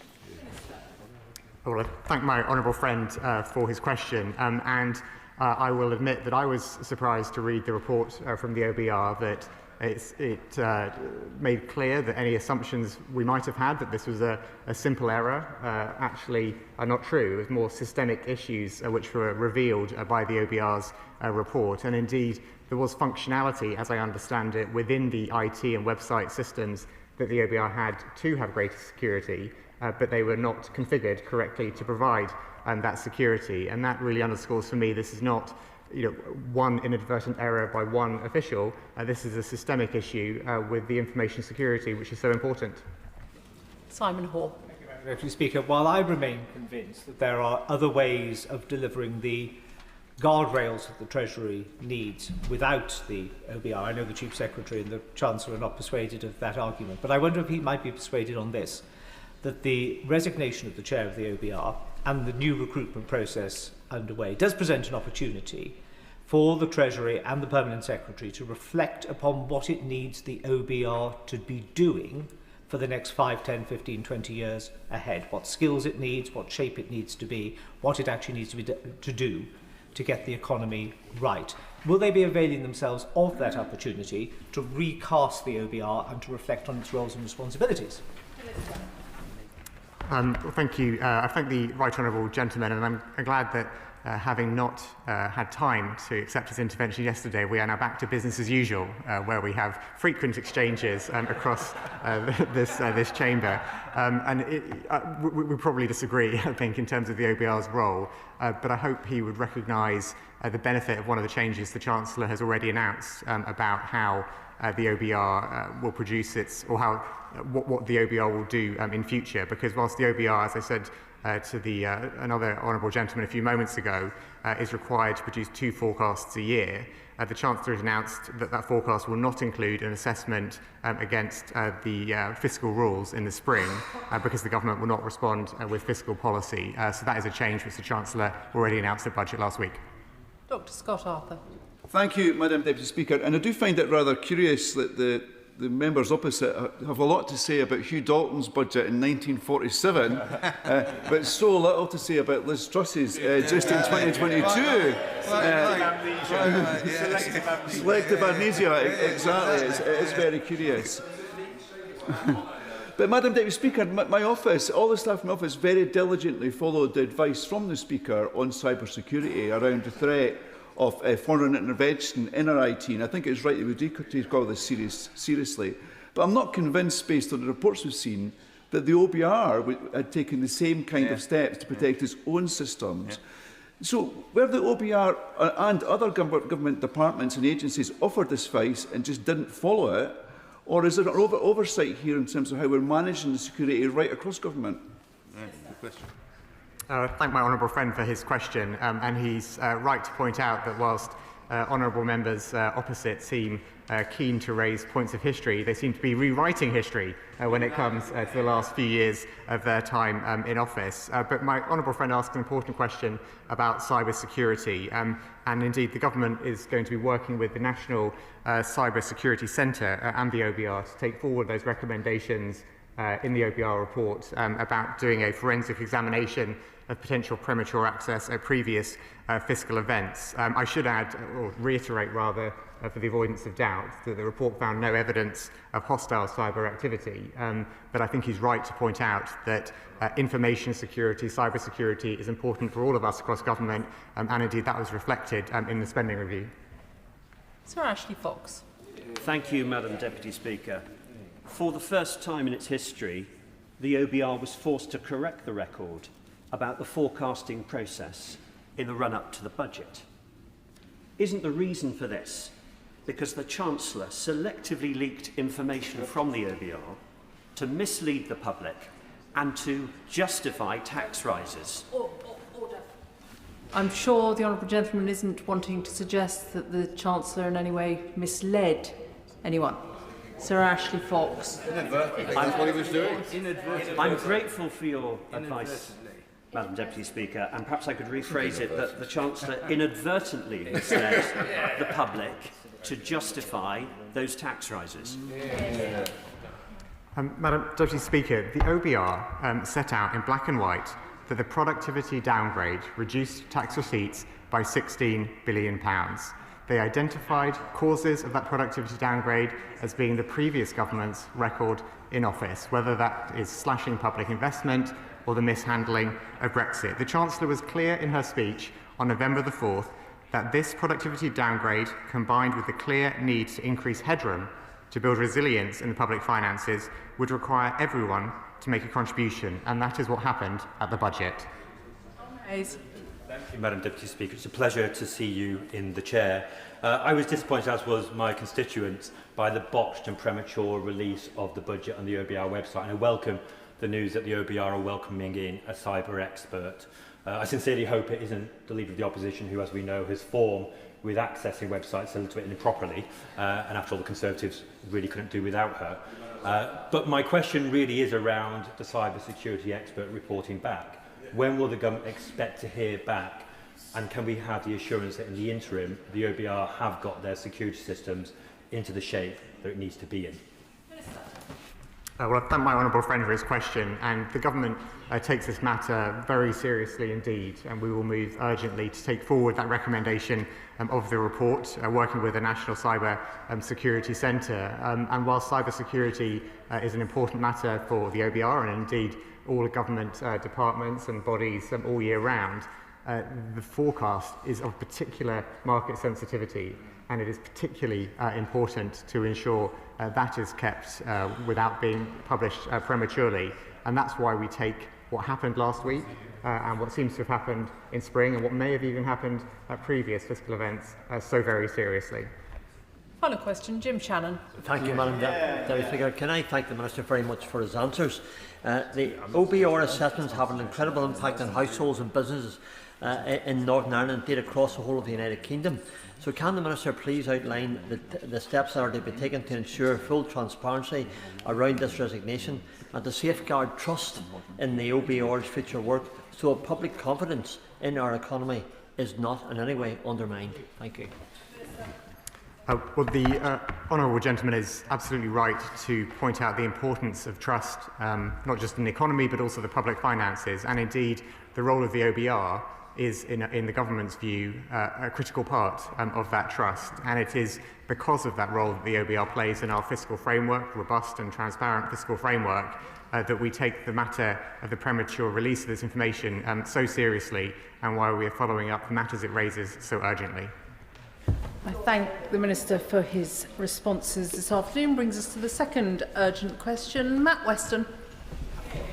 Thank you, Madam Deputy Speaker. To ask the Chancellor of the Duchy of Lancashire if he will make a statement on espionage cases and the Official Secrets Act. Minister Dan Jarvis. Madam Deputy Speaker, can I thank the honourable member for raising this urgent question following the deeply disappointing collapse of the prosecution case concerning two individuals charged under the Official Secrets Act of 1911. These allegations were hugely concerning, and we recognise and share the public and parliamentary frustration around this outcome. The Government welcomed the JCNSS inquiry and the opportunity it provided for parliamentary scrutiny on this important matter, alongside the ongoing review led by the Intelligence and Security Committee. I'd like to take the opportunity to thank the Joint Committee on the National Security Strategy, under my honourable friend's chairship, for their diligent and rapid work. The Government will now take the time to consider the Committee's conclusions and recommendations properly, in conjunction with partners referenced in the report, before responding within the 2-month timeframe. However, what I will say today, Madam Deputy Speaker, is that I am glad that the JCNS's report has reinforced two fundamental points which the Government has made throughout. Firstly, and as the Government has been saying for several weeks, the report makes clear that there was no evidence of attempts by any minister, special advisor or senior official to interfere with the prosecution. The JCNSS report states that it found no evidence of improper influence. And despite ongoing questions about a meeting of senior officials that took place on the 1st of September, chaired by the National Security Advisor, the report clarifies that there was no deliberate efforts to obstruct the prosecution. Now, the first Senior Treasury Counsel had already made the judgment on the basis of the evidence that charges could not progress by the 22nd of August, more than a week before the meeting took place. Now, Madam Deputy Speaker, we have been consistent throughout on these points, which runs in sharp contrast to our critics, who initially criticised the Government for intervening in the case, and then when it became clear that that was nonsense, criticised us for not intervening in the case. Secondly, the JCNSS report reinforces a fundamental point that I have made to this House previously, that the root cause of the failure of this case was the outdated Official Secrets Act of 1911, which of course predated the First World War. The 1911 Act created an unrealistic test by requiring the prosecution to prove that China was an enemy. The Law Commission had previously flagged the term enemy as being deeply problematic as far back as 2017. Now, the Government will continue to work tirelessly to ensure that we have the most effective structures and processes in place to support law enforcement partners in mitigating and prosecuting foreign espionage wherever we find it. More importantly, the ongoing disinformation around the collapse of this case has been distracting from the most important issue that we should be focused on: how the Government can work across this House to ensure that Chinese espionage will never be successful in the United Kingdom. As the Prime Minister stated in his speech at the Lady Mayor's banquet on Monday, protecting national security is our first duty. This government will never waver from our efforts to keep the British people safe. That is why, on the 18th of November, I set out a significant number of measures that this government is taking to counter the threat that China and other state actors pose to UK democracy and society. And in line with the JCNSS report, the government will continue to strengthen our processes and preparedness for future threats, ensuring we leverage our new security legislation effectively. Order. Order. Order. The Minister will know that he should have restricted himself to 3 minutes for his response. That appears to have been 4 1/4. Matt Weston. I thank the Minister for his comments. Madam Deputy Speaker, I'd like to thank the Speaker for granting this urgent question, demonstrating the importance of parliamentary's security, safety and sovereignty. The case of alleged spying on behalf of China caused widespread concern amongst the public and the members of both houses. My committee, which is comprised of senior members of both houses, examined the timeline, actions and decisions from the government and the Crown Prosecution Service. Whilst this was a highly unusual inquiry for a committee to conduct, it was essential that Parliament examine the processes which led to the collapse of the case. Our inquiry found nothing to suggest a coordinated high-level effort to collapse the prosecution, nor of deliberate efforts to obstruct or circumvent constitutional safeguards. However, we did find a process beset by confusion and misaligned expectations, which at points can best be described as shambolic. There were systemic failures and deficiencies in communications, coordination and decision-making between the Crown Prosecution Service and the government. Indeed, the episode reflects poorly on the otherwise commendable efforts across the public servants to keep our country safe. Given the conclusions I have just set out, will the Minister give reassurances that the government will work with the CPS closely to ensure communications and processes are tightened up, particularly when dealing with cases of national security? Does the Minister acknowledge that the new National Security Act, whilst comprehensive, may not entirely cover low-level espionage activity, especially given the structural parallels with the previous legislation? And does the Minister finally agree that greater support should be given to the Deputy National Security Advisers and civil servants acting as witnesses in cases such as these to ensure top-level grip on cases with significant public exposure? Thank you, Madam Deputy Speaker. As Mr Speaker's rightly acknowledged, these issues require a great deal of scrutiny from Parliament, and the Government is absolutely grateful for the opportunity to engage and work closely with Parliament on these matters, not least because they do deserve and merit careful consideration, alongside decisive action by ministers and, of course, decisive action by senior officials as well. Now, the Joint Committee on National Security Strategy, led by the Honourable Member for Warwick and Leamington, plays a vital role in providing that appropriate scrutiny.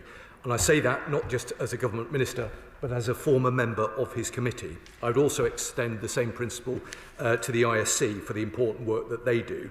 And I do want to take this opportunity again to thank the Chair and the whole of the committee for undertaking this work and publishing a comprehensive report as quickly as they have done.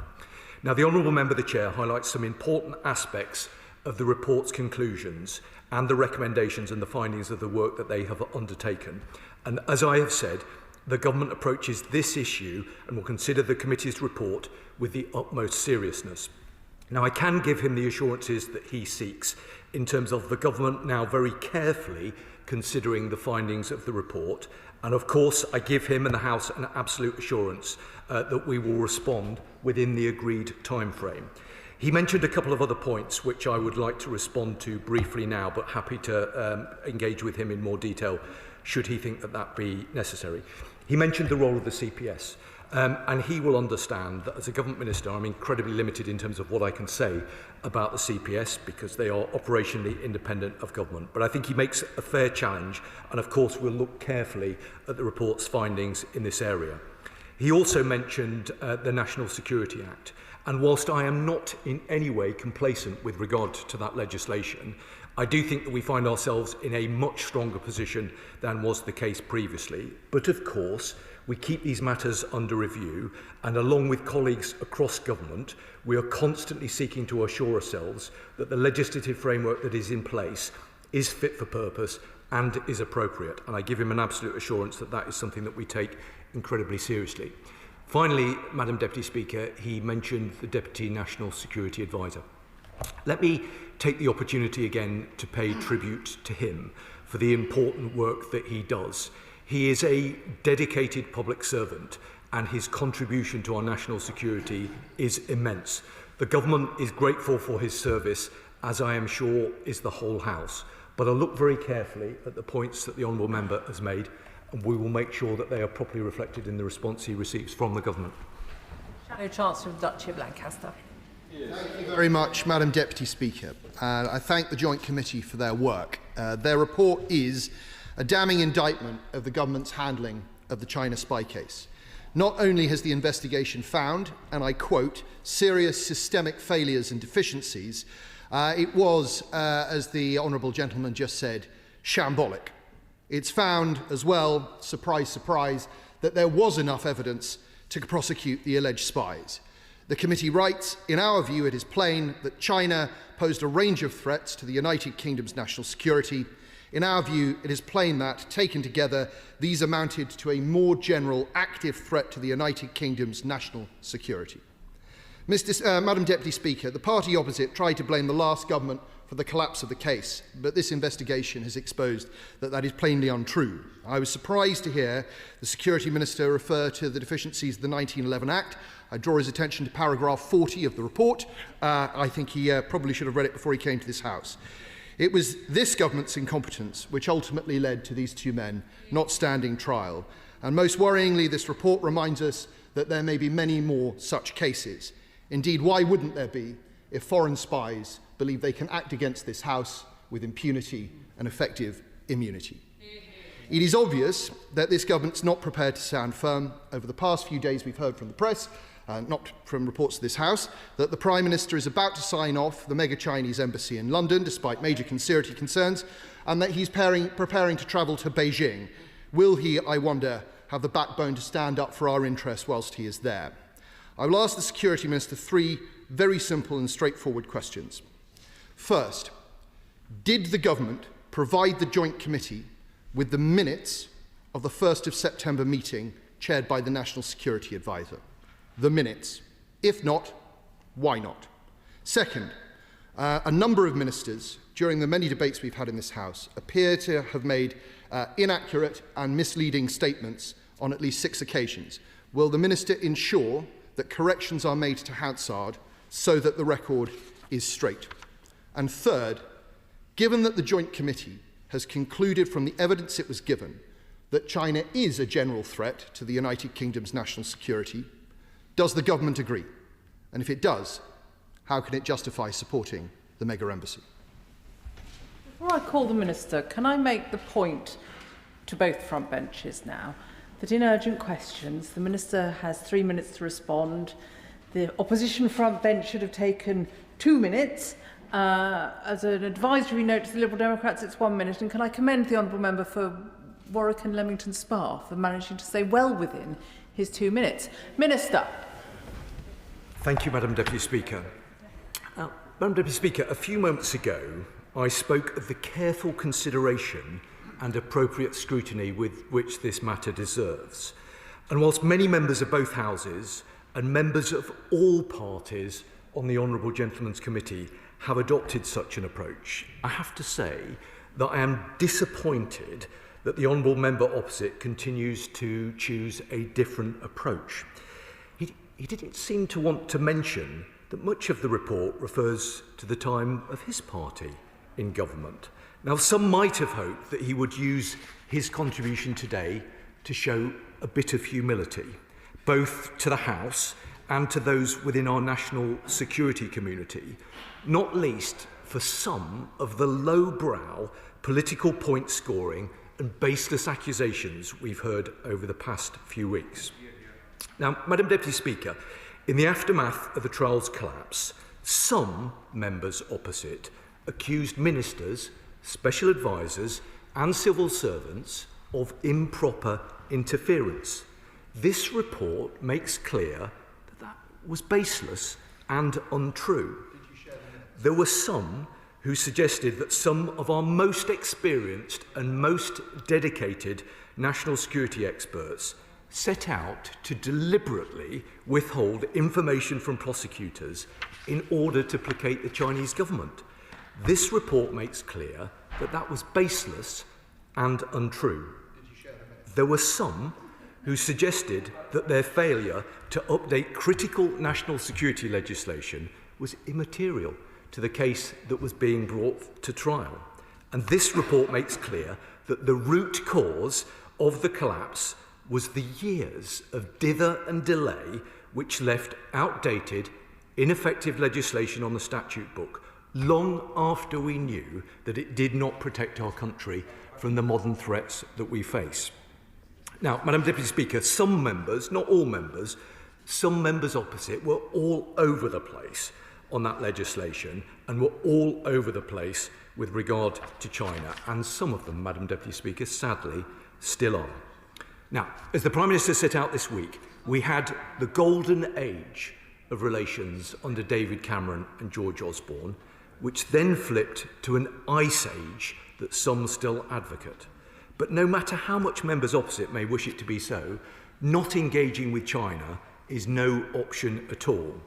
We have been clear that we will cooperate where we can, but always challenge where we must.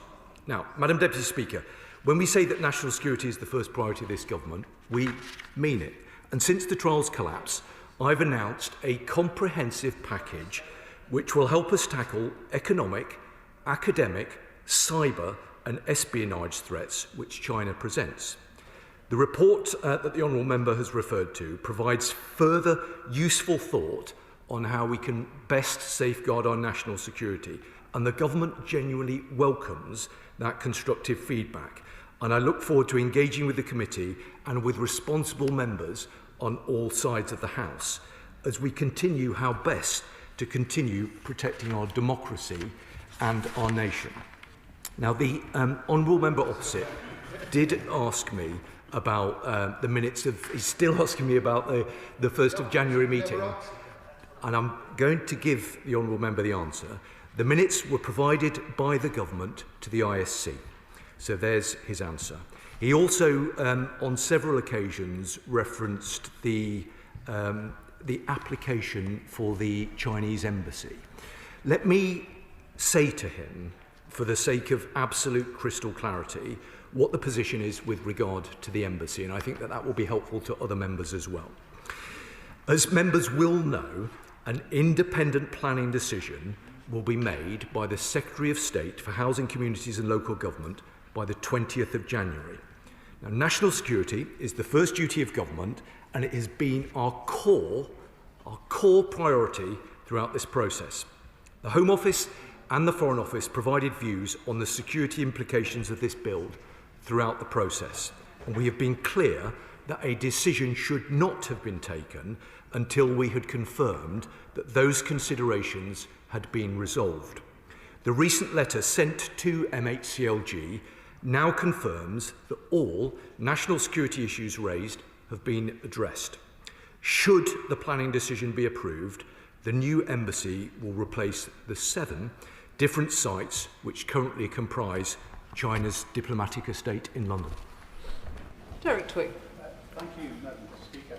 I think, Madam Speaker, many of us are still somewhat bemused by the fact, despite the 3 witness statements, that somehow the Crown Prosecution Service thought it couldn't go ahead with prosecution.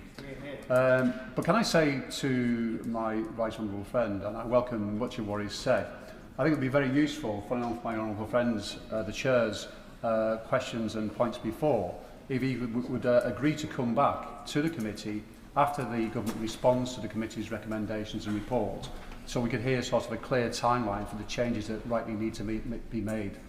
Yeah. Well, I'm grateful to him. He will understand that there's nothing more I can add with regard to his first point about the CPS. In terms of his substantive point about engagement with committees of this House, let me give him that assurance. I genuinely welcome the constructive scrutiny, both of the committee that he sits on and of the Honourable Members Committee as well. I think that they provide a huge amount of value, and I give him an absolute assurance of our continued desire to cooperate closely with them. Liberal Democrat spokesperson Lisa Smart. Thank you very much indeed, Madam Deputy Speaker. The seriousness of the threat Beijing poses to our national security cannot be overstated.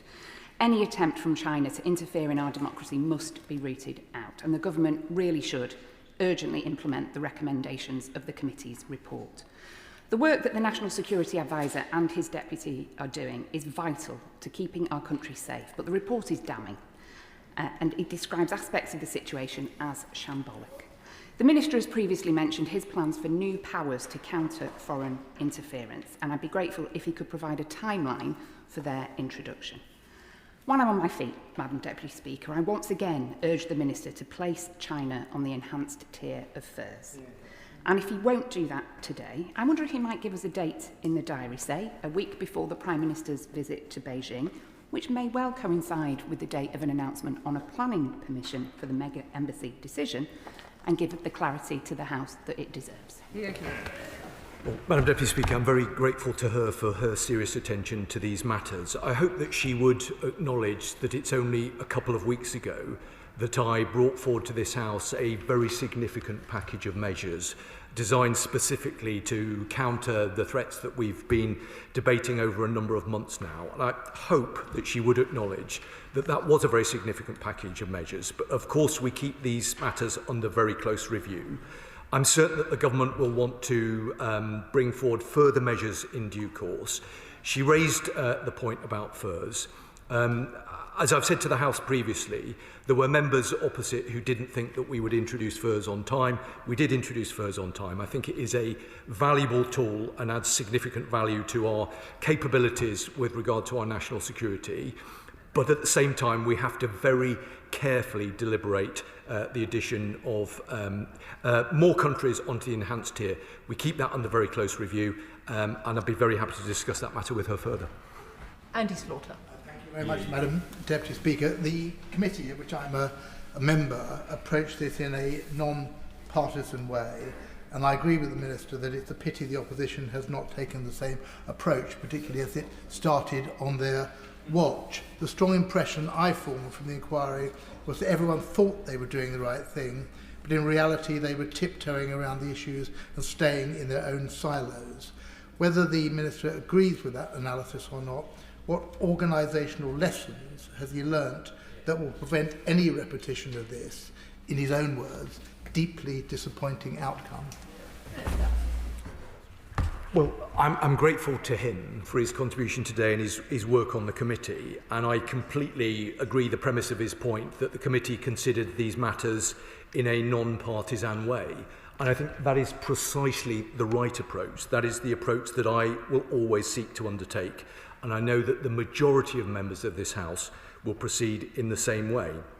Now, he raised an entirely fair and reasonable challenge about the organisational lessons that have been learnt as a consequence of this process.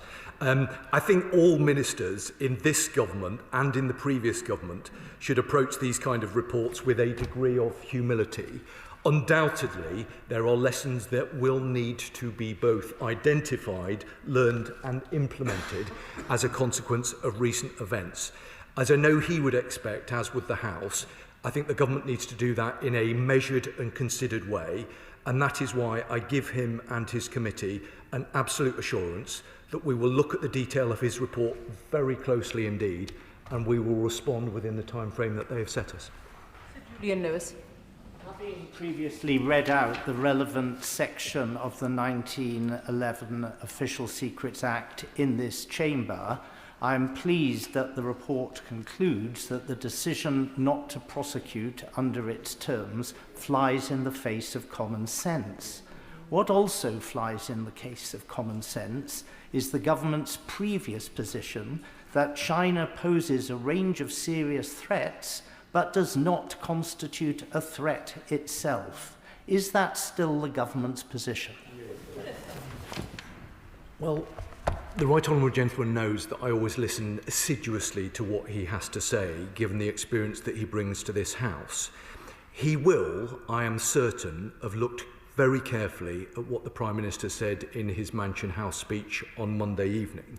But on the off chance that he hasn't yet had the opportunity to do that, let me tell him and the House the essence of what the Prime Minister said with regard to China, because he very clearly set out the government's approach.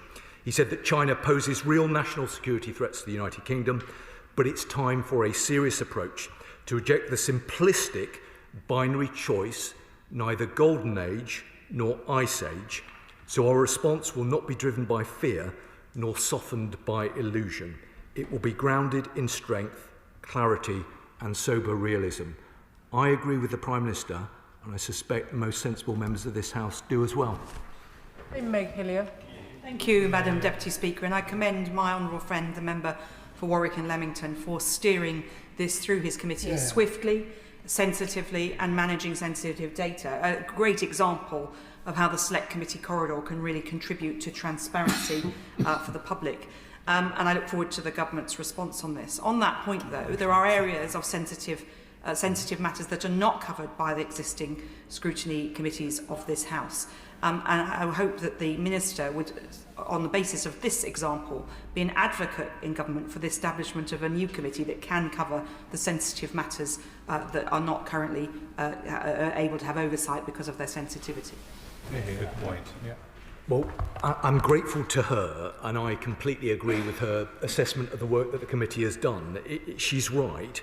It is a great example of the work of a select committee that has constructively contributed a very significant amount of useful information that the government will now consider in great detail.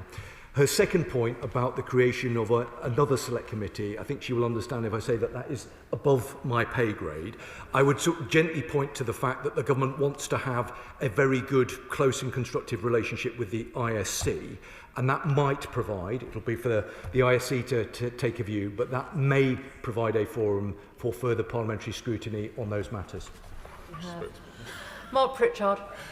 Madam Deputy Speaker, whilst I have huge respect for the Security Minister and indeed the Honourable Member for Warrington and Leamington and his committee, and I sat on that Joint Committee for National Security Strategy for 5 years, is it not the case that this statement actually raises more questions, that it is not a case of case closed, but there are questions that are still outstanding, and that is because inherent the weakness here is that the Joint Committee does not have access to classified material. Only the Intelligence and Security Committee does.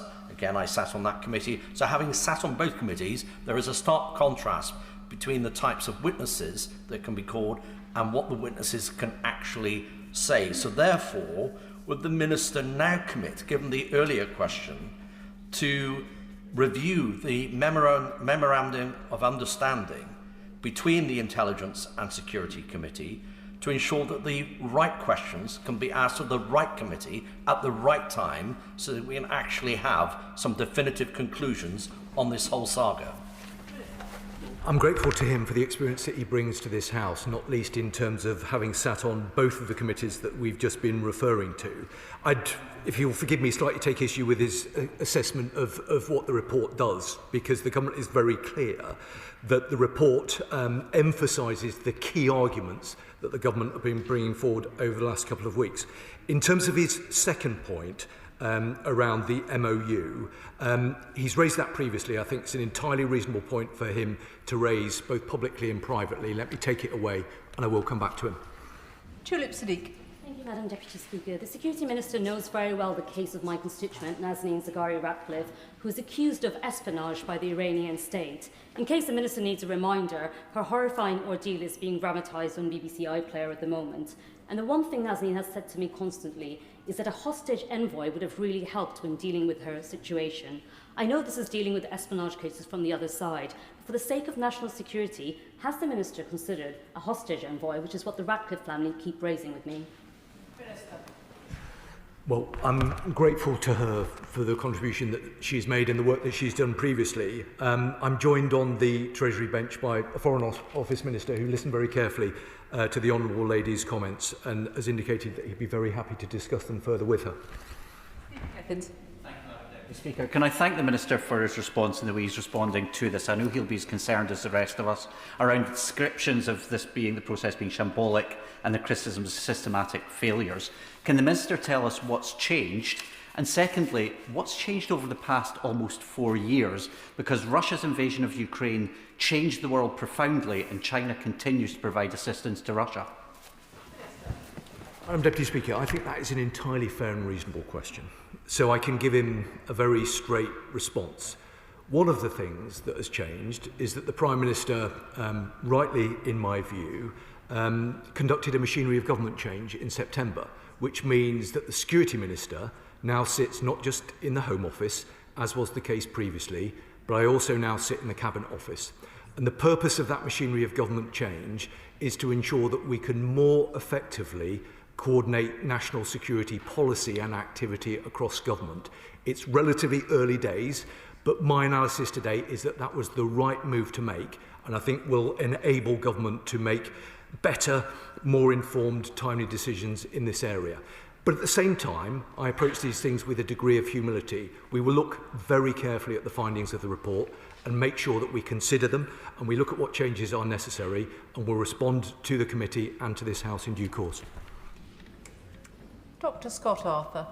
Thank you, Madam Deputy Speaker, and I do thank the Minister for his response today. I think throughout this affair he's remained calm and consistent in how he's answered what, let's be honest, have been smears at times from the benches opposite. And I think the report from the Joint Committee has found them out, and that's why their benches are empty today. I think the members opposite, rather than hiding, they should be in here apologising. Absolutely. But does the Minister welcome that the report makes clear that the root cause of the case collapsing was a dithering and delay from the previous government? And does he agree with the Prime Minister when he says that this is nothing short of a dereliction of duty when it comes to our national security? Thank you. Well, I'm grateful to him for his contribution today and on many previous occasions. I mean, the essence of the point that he makes, I think, is absolutely right. I do regret the tone of some of these debates in recent weeks. I think some of it has been entirely unnecessary, when what we should have been doing is coming together as a House to look at what we can do together to ensure that the activity that we had allegedly seen here isn't able to happen again. That has always been my approach throughout, and it will continue to be my approach as we move forward. The points he made about the recommendations within the report are absolutely right, and I think it vindicates the basic argument that the government has sought to brought forward. But I say that with humility, because we will want to look carefully at the detail of all of the findings and all of the recommendations. We will do that over the next number of weeks, and we will take on board lessons where they need to be learnt. James Wild. Thank you very much, Madam Deputy Speaker. The report says that the National Security Advisor, Jonathan Powell, apparently had very limited engagement about the case. In contrast, one of his predecessors, Sir Stephen Lovegrove, who I worked with in the Ministry of Defence, said he would have expected to be involved intimately in the provision of government evidence. Why was Jonathan Powell, and Lord Hermer for that matter, who's described as being not proactive in the report, so passive on a matter of national security and alleged spying on members of this House? I honestly don't believe that that is a fair and reasonable characterisation of the role played by the National Security Advisor. The National Security Advisor is an extremely experienced and dedicated public servant who is dedicating his life to keeping our country safe. The Honourable Member, because he's a very well-informed and assured member of this House, will understand that there were specific restrictions placed on the Deputy National Security Advisor about what he could do and what he could say.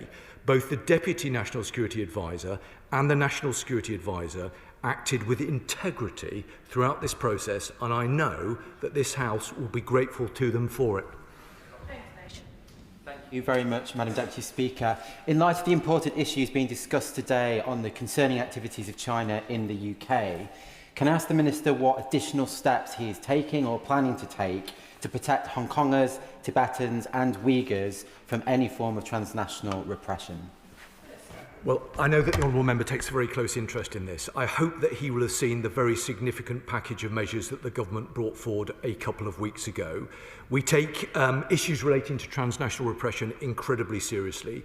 We welcome the report from another select committee of this House, which we've responded to, And through the Defending Democracy Task Force, we've conducted a review of transnational repression in our country. So I hope he sees that we take these matters very seriously.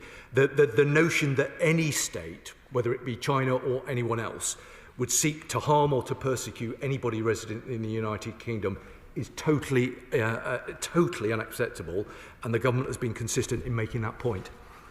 Richard Tice. Thank you, Madam Deputy Speaker. This report by the Joint Committee on National Security is not only damning, it refers to systemic failures, shambolic communications being inadequate. But I'm struck by paragraphs 41 to 45, which calls into judgment calls into question the judgment of the Director of Public Prosecutions. The former independent reviewer of terrorism legislation, Lord Collard, described the decision not to proceed as inexplicable. And I think the committee itself, in paragraph 45, is gentle in saying that it's surprised by the decision not to proceed. So the question has to be asked, does the government still have confidence in the Director of Public Prosecutions? Well, he will understand that as a government minister, it wouldn't be appropriate for me to make commentary about the performance of the Director of Public Prosecutions. The CPS, the DPP, are operationally independent of government. But he will have heard me say that we approach these matters with a degree of humility, and that is the right approach. I would just gently say to the honourable member that he might also want to approach these matters with a degree of humility, given recent events in his own party. Cooper. Thank you, Madam Deputy Speaker. The Minister and I have clashed over Sun Tzu in the past, and the risk of riling him up again. Sun Tzu said that sometimes a strategic advantage is to be had by feigning weakness. Is it not the case that every day we fail to add China to the enhanced tier of the Foreign Influence Registration Scheme? It's not us feigning weakness, it is weakness. Yep. Very good. Well, Madam Deputy Speaker, as Christmas approaches, I hope that perhaps there might be an opportunity for a cup of coffee with the Honourable Gentleman, and we can compare our various quotes. And I give him an assurance that I never had any concern about him seeking to quote Sun Tzu. I think my concern was that I think it's possible to find a quote from him that basically matches any particular argument that you want to progress. But his substantive point was about furs, and he will have heard what I've said today and previously. The government is looking very closely at whether there should be additional countries added onto the enhanced tier. But when a decision is made with regard to that, we will bring that forward in the usual way. Jim Shannon. Thank you, Madam Deputy Speaker. Can I thank the Minister very much, first of all, for his careful and helpful answers to the questions. Given the collapse of the recent espionage case and the findings that failures in procedure and coordination undermine the prosecution, what specific actions will the government now take to restore confidence in parliamentary security and ensure alleged spy threats are fully investigated to pursue the course of justice so that something similar does not ever happen again? Thank you very much. Well, Madam Deputy Speaker, I'm grateful to him, as I always am. He made an important point about parliamentary security, and I hope, as a very dedicated parliamentarian, he will know that the government takes these matters incredibly seriously. That's why we're working very closely with Mr. Speaker and with this House through the Defending Democracy Task Force to make sure that we have the appropriate mitigations in place to counter the nature of the threat that we face. I think it's also, because I hold the Honourable Gentleman in very high regard, just referring to what the Prime Minister said on Monday, because the Prime Minister made, I think, an important point that is highly relevant to the question that he has raised, which is to say that protecting our security, and I know that he will agree with this, is non-negotiable. It is our first duty, but by taking tough steps to keep us secure, we enable ourselves to cooperate in other areas. I hope that he agrees with that. Final question, Jim Allister. Today again, the Minister has said that the reason this case collapsed was the inadequacy of the 1911 Act, which raises the obvious question. How come these two gentlemen were ever charged in the first place? Because the evidential test at the moment they were charged is exactly the same as the evidential test when the case was dropped. So how did they come to be charged under this Act if it was inadequate? Isn't it quite clear the Act was more than adequate to charge them and more than adequate to convict them? Well, I'm not sure that anybody really thinks that the 1911 Act was appropriate. And as he will know, because it's a statement of obvious truth, the decision to proceed was taken not under this government, but under the previous one. All I'm able to do to this House is to account for the decisions taken and the actions taken by this government. And what this government will always do is ensure that we protect our national security. It is our first duty, and nothing matters more. Can I thank the Security Minister for his answers this afternoon? I will allow a few moments for the front benches to swap over.